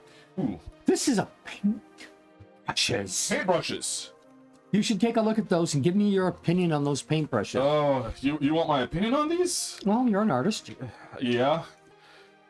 And these brushes are for miniature painting. Yes, they are. I Now, think mind you, I have no experience with miniature painting. My wife does, though. And First thing you're gonna notice is they're really super thin. yes, they are. I mean, just the handles of and long compared to regular ones. But look at that tip. That's eyeball painting tip. Yeah. I'm gonna put this right back. Actually, I do not know what the hair is. It may be on the package, but I don't know if it's camel, boar, synthetic. these look synthetic, but I feel like ooh, yeah, the quality of this is okay. The only issue I ever have is I want some variety. This will get you certain levels of detail, but sometimes you need to just cover a whole lot of Right. surface. Well, those brushes are readily available, and I have gotten those kind of brushes in this kit before. This is the finest tip there is. We're also experimenting at my house using pens. Paint pens and things like that. Okay, so you have water soluble, shake well, fire red paint. and like every once in a while they send us some paint. That is nice. I was going to hope, because I know that a lot of times they have the miniatures and they have them right here. Yeah, they don't send me pre-painted minis, Yeah, so my collection of unpainted minis keeps growing. and this will work well because the fire red works well with a hellhound. Right. This is the hellhound. Now, who is that? That's Reaper minis. This is Darkhaven Reaper minis. Yep. And is it Bones? Yes, Yeah, Bones. it is Bones. Bones means it is base coated, Yes. and also Raul Partha is a great company for minis. Now I know you're about to show off. Go ahead. I mentioned earlier that I'm a bit of an edgelord, so blood splattered D10. My wife doesn't like gore very much, but she loves that die. You get to somehow. Like, I'm not a fan of horror, Right.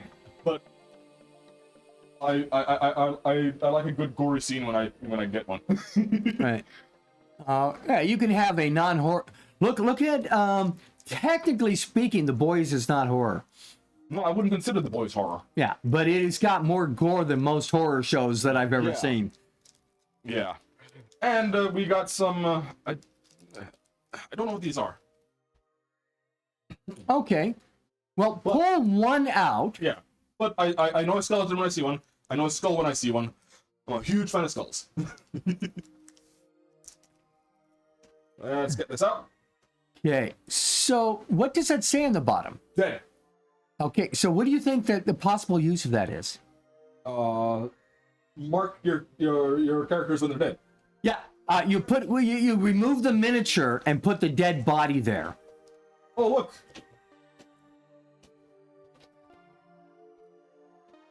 A graveyard. Right. Yeah, that's where all the dead bodies are. I also have, and you can get you can buy these things individually. Yeah, Pretty much everything you find in the box you can buy individually I would hope so. from Dungeon Grade. But they also have blood splatters.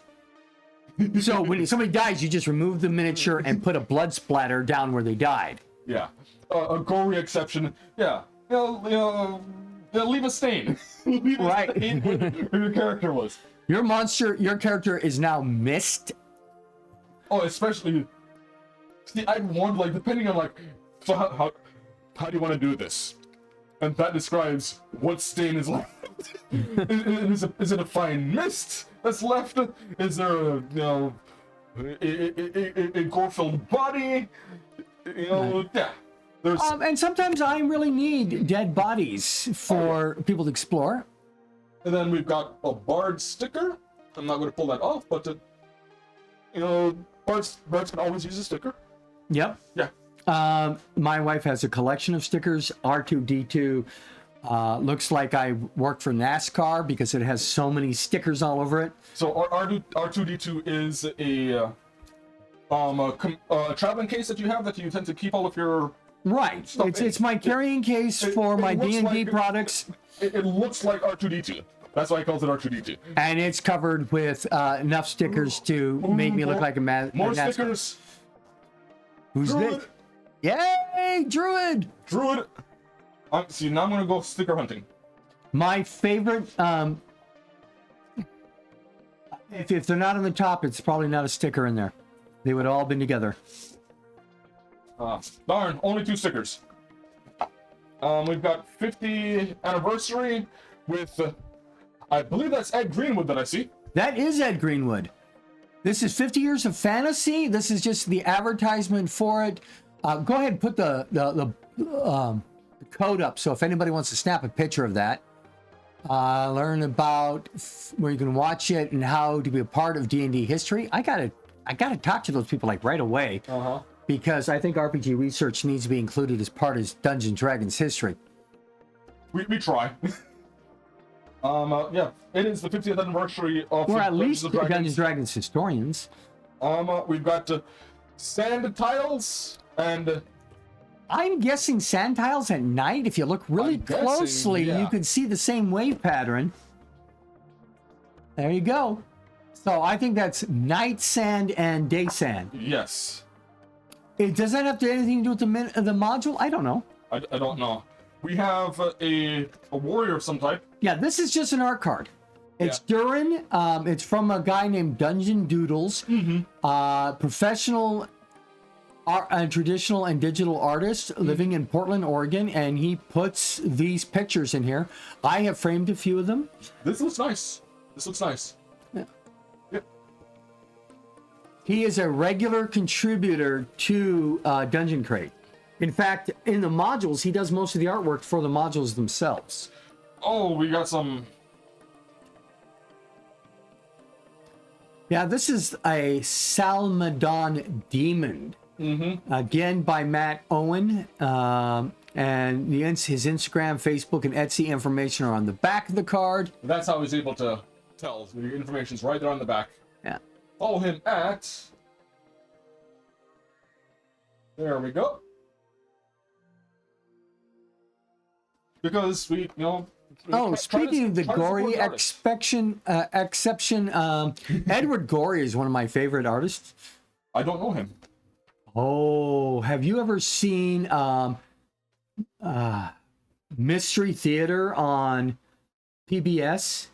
I know of Mystery Theater. Okay, have you seen the line art that they do in front of that?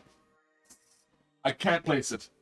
Okay, if somebody could find an example of Edward Gorey art and put it up for them, I really think you need to learn about that. So this is the adventure that they have in there. That's a adventure that they have in there. Yeah. There's also the Dog Days of Summer. Okay, now that is a one-page module. Yeah. Well, Actually, it's 4 pages. 1, 2, 3, 4. And it is for 5th level characters. What's the other one? Trial by Fire. Right, and it's By a little... James Roadhaven for level 6. And again, this is... The art's done by Dungeon Doodles. Let's see here. Written by James Roadhaven. Yeah. University professor is missing and presumed dead in the aftermath of a volcanic eruption. Her daughter won't give up hope so easily, but can't rescue her mother alone. A dangerous mission across a land of ash and flame awaits those who answer the call for help. Hearth, if you can look up Edward Gorey, that would be great. And put up any picture that he's done by. We need to actually pick up the pace on this one because we're not going to get to the cipher system. But now, all these maps in here, if you're using the digital code, you could go in and get the maps so you can print them out at full scale. Yes. And, it's a lot of wonderful artwork. Oh! I love some messy art sometimes. Yes. Yeah, sketch art. Sketch art. Okay. So that is what is in this one. Now, as far as its use, Yes. obviously we have modules. The Yeah. modules can be used for therapeutic or educational reasons. We have the auxiliary or ancillary hobbies like miniature painting Yes. and things like that that are being addressed.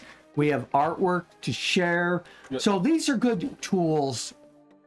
Yeah. Speaking of the bleed in and bleed out, many of the things that, and one of the things that we love about role-playing games is how it, it can influence other activities. Right. So, for example, I like the, you like the role-playing games.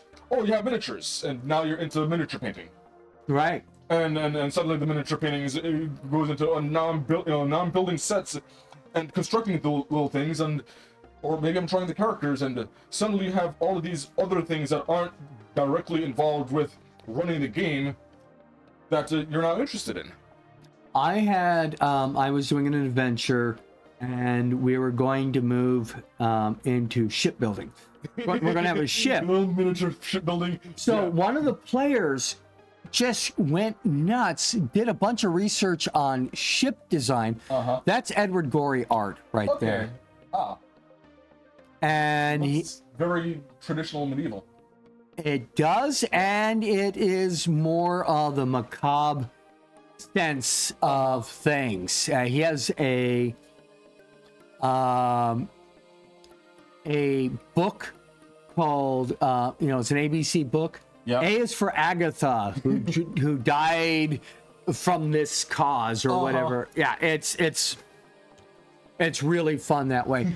So the guy who did the ship, he designed the ship. He did all the math for the ship, the buoyancy, the weights, everything that he needed to do that. Then he made a map of the ship, a diagram for it, and then he's making a 3D model of the ship. And This is how we get you. these are all the things that he was learning because he was doing role-playing game. Now, this is called the Cipher system. Yes. Cipher system is the base system for many of the games like Numenera, You're also telling me Invisible Sun, No Thank You Evil. We use No Thank You Evil for a lot of our community games. It is a wonderful introduction to role-playing games, and it can go as early. I think we've had it as young as. Well, it's designed for 5 years old. Designed for but 5-year-olds. we've had 4s and 3.5s. It depends on parental participation and reading skills. But if you don't have good reading skills, you just play the easier version of it. Yeah, and we absolutely love No Thank You Evil. There's so many wonderful things in it. And sometimes one of the wonderful things in it, at least in No Thank You Evil, is sometimes you just want to have a nice, goofy, silly game. It doesn't have to be high stakes everything. Right. So Numenera, This coming from the No Thank You Evil, Invisible Sun, these are all working off the Cipher system. Yeah. The book on consent, Everybody's Mad Here, those are all based on the Cipher system. Our consent forms are all based on Monte Cook games. I have a healthy respect for Monty Cook. Ever since I came across his book of Vile Darkness from 3rd edition. Right. Yeah. And one of the people we also must mention, besides Monte Cook, is Shannon Germain, who wrote a lot of the consent things. She wrote No Thank You Evil. She wrote a book about sex and role playing. So these are why I love these systems. But this is the base system. Yeah. So this is the Die 20 system for Dungeons and Dragons. It's the BRPG basic role-playing game system for Call of Cthulhu. And other game systems. It's got a nice box. Yeah, Love and Sex in the Ninth World and Consent in Gaming are available. Love and Sex in the Ninth World will cost you $3. Okay. Consent in Gaming will cost you $0. I feel like there's a lot of humor around the misunderstanding about what type of DM are you looking for? Are you talking about a role-playing game or BDSM? And I feel like there's a lot to be learned from both. Yeah, well, Shannon Germain is from both worlds. Yeah. And she is definitely an expert on the concepts of consent. Incredibly important in that field. Yes. And so this is the basic system that runs all these other games starter set. A whole lot of books. There we go. Anything else? This would be considered the engine. The engine, yes. That runs the other games. So you're going to learn how to play the big. Now, this does not claim this is a prep-free game. Okay. But we will find out how much prep it takes when we actually run it on our upcoming Wednesday games. A little farther over so people can see the box front. Yes. Read the back for us. So, it says,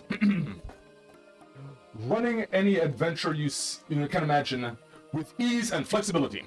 The Cypher system is the critically acclaimed role-playing game system that powers any campaign in any genre. Lauded for its elegance, ease of use, flexibility, and narrative focus, the Cypher system unleashes the creativity of GMs and players. The rules are unobtrusive, but give you the power and sophistication to create any story, character, or adventure you can imagine. Whether you're a veteran gamer or new to tabletop RPGs, the Cypher system will be your new favorite game, and this starter set will have you playing in no time. It includes 10 pre-generated characters, 2 adventures to take you into worlds of fantasy and science fiction, plus a 3rd downloadable adventure for free. I'm going to have to do that. Does it give me a site there, or do I have to find it somewhere in this stuff? I'm looking. I'm not seeing it, but there is Monty Cook Games, CypherSystems.com. Yep.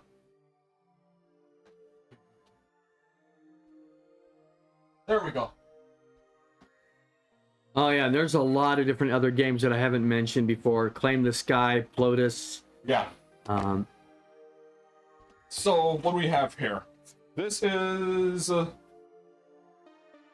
cheat sheet.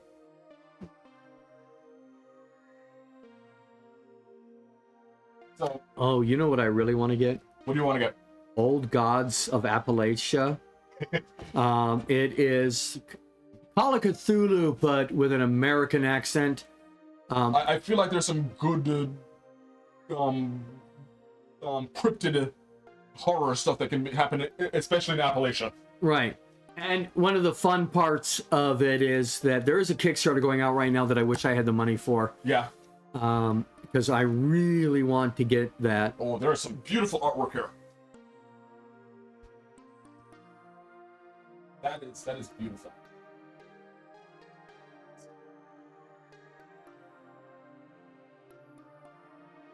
Appreciate the representation. She does not look like she's putting up with anyone's nonsense today. So these are the character sheets. Yes. And if you'll notice, these character sheets aren't much more complex than No Thank You Evil. You have to look on the backside for a lot of the stats. Yes. And things like that, but they're really not that complex. Mm-hmm. All for representation.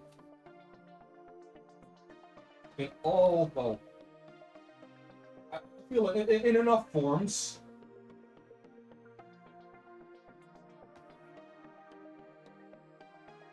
And I'm only saying that because there are some that I feel are a bit overdone.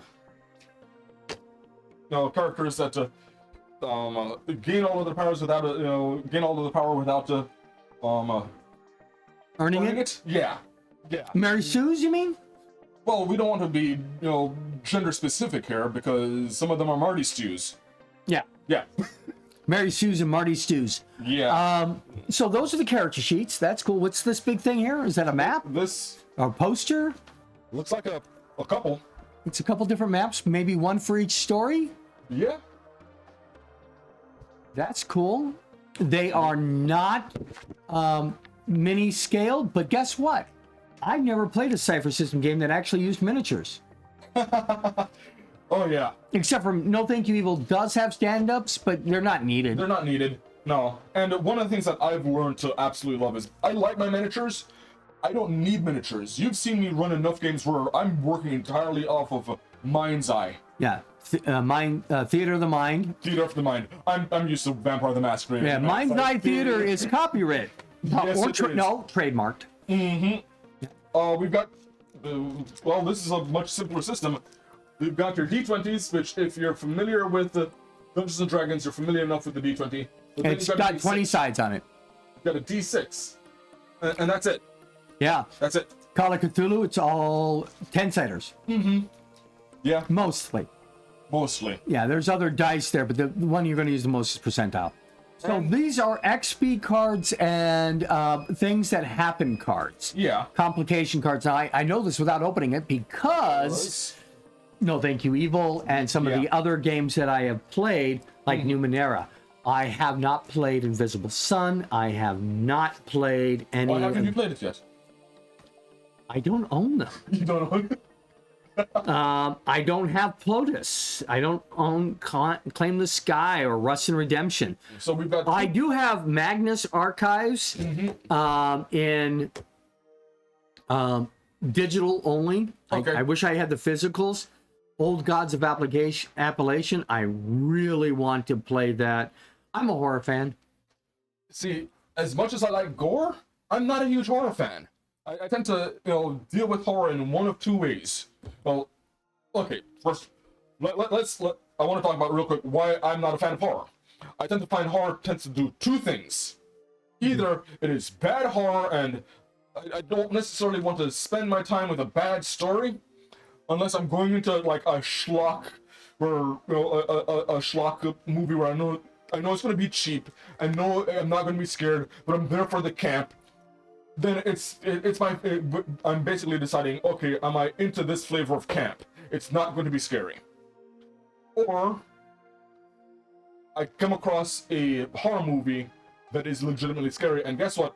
I don't like being scared. I don't enjoy it. How about Dread? I don't like dread.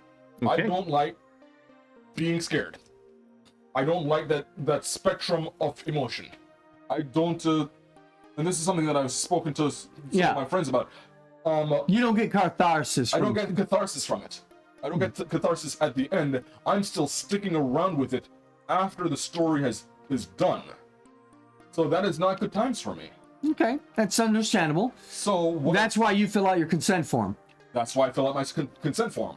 And I've seen some people who try to, for example, put me into Curse of Strahd, or a real run of Curse of Strahd, and they tried to do horror elements on me.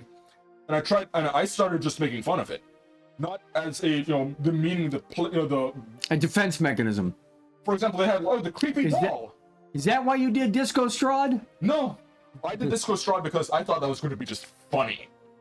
But an example, they had the creepy doll that keeps turning the head to look at me, and I was playing a gnome that had mage hand, so it just kept on turning it back and seeing if it do it, and every single time it just turned right back.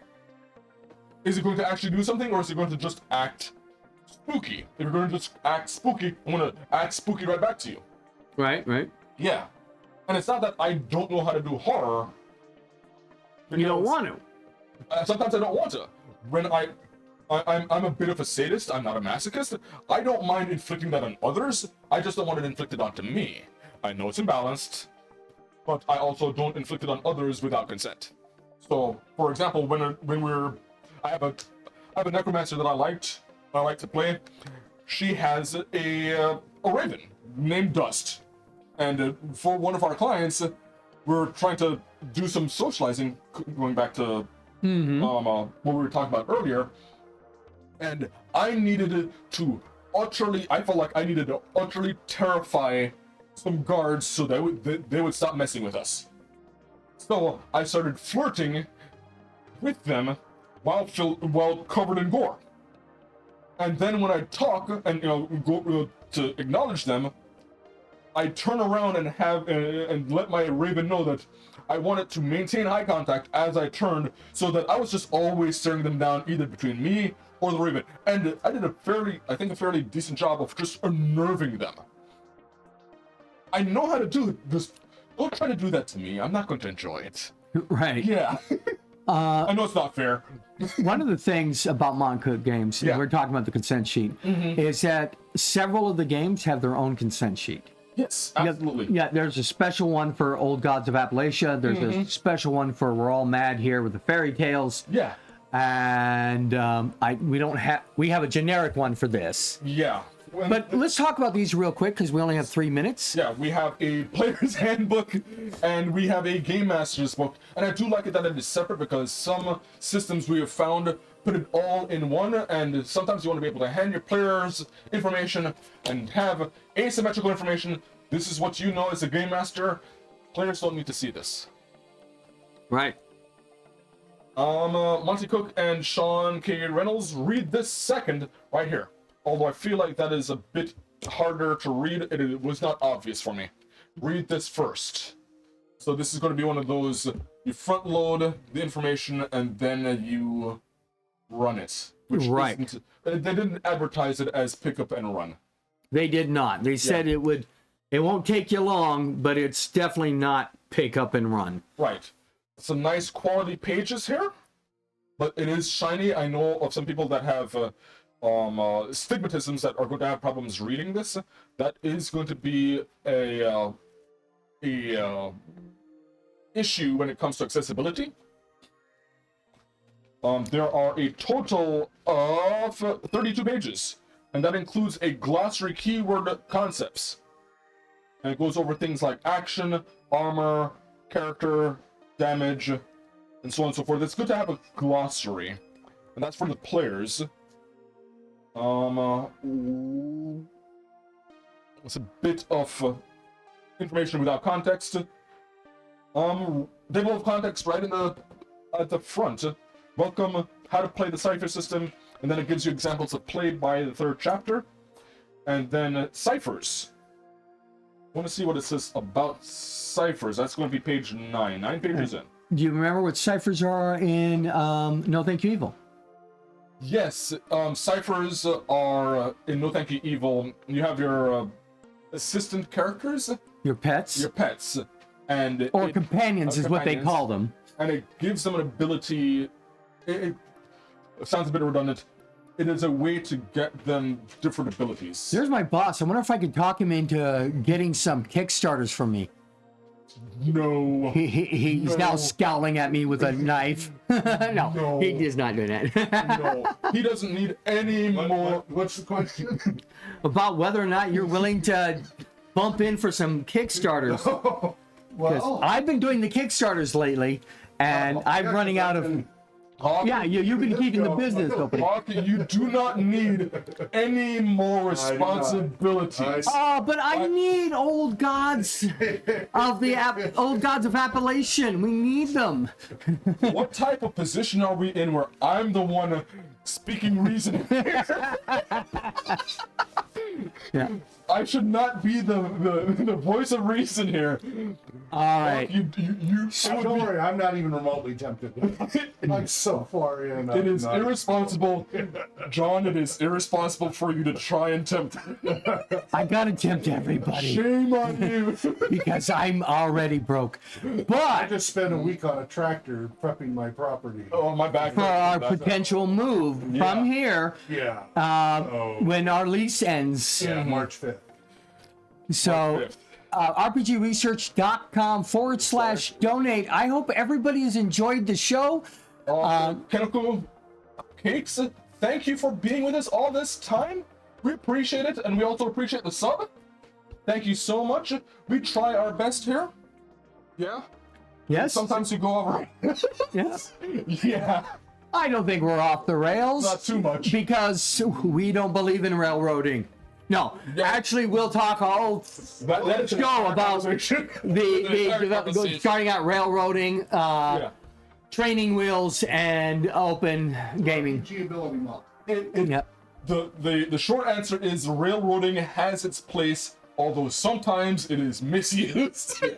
Yes. I don't know. I really like Horror on the Orient Express, and I like some very good train themed modules. We need to cut it. Yeah, we do. Thank you so much for being with us tonight. My name is Daniel Ivy. This is John Welker, and have a good night. and dream well. Yeah. Your face. Bring it down. Bring it down. There you are.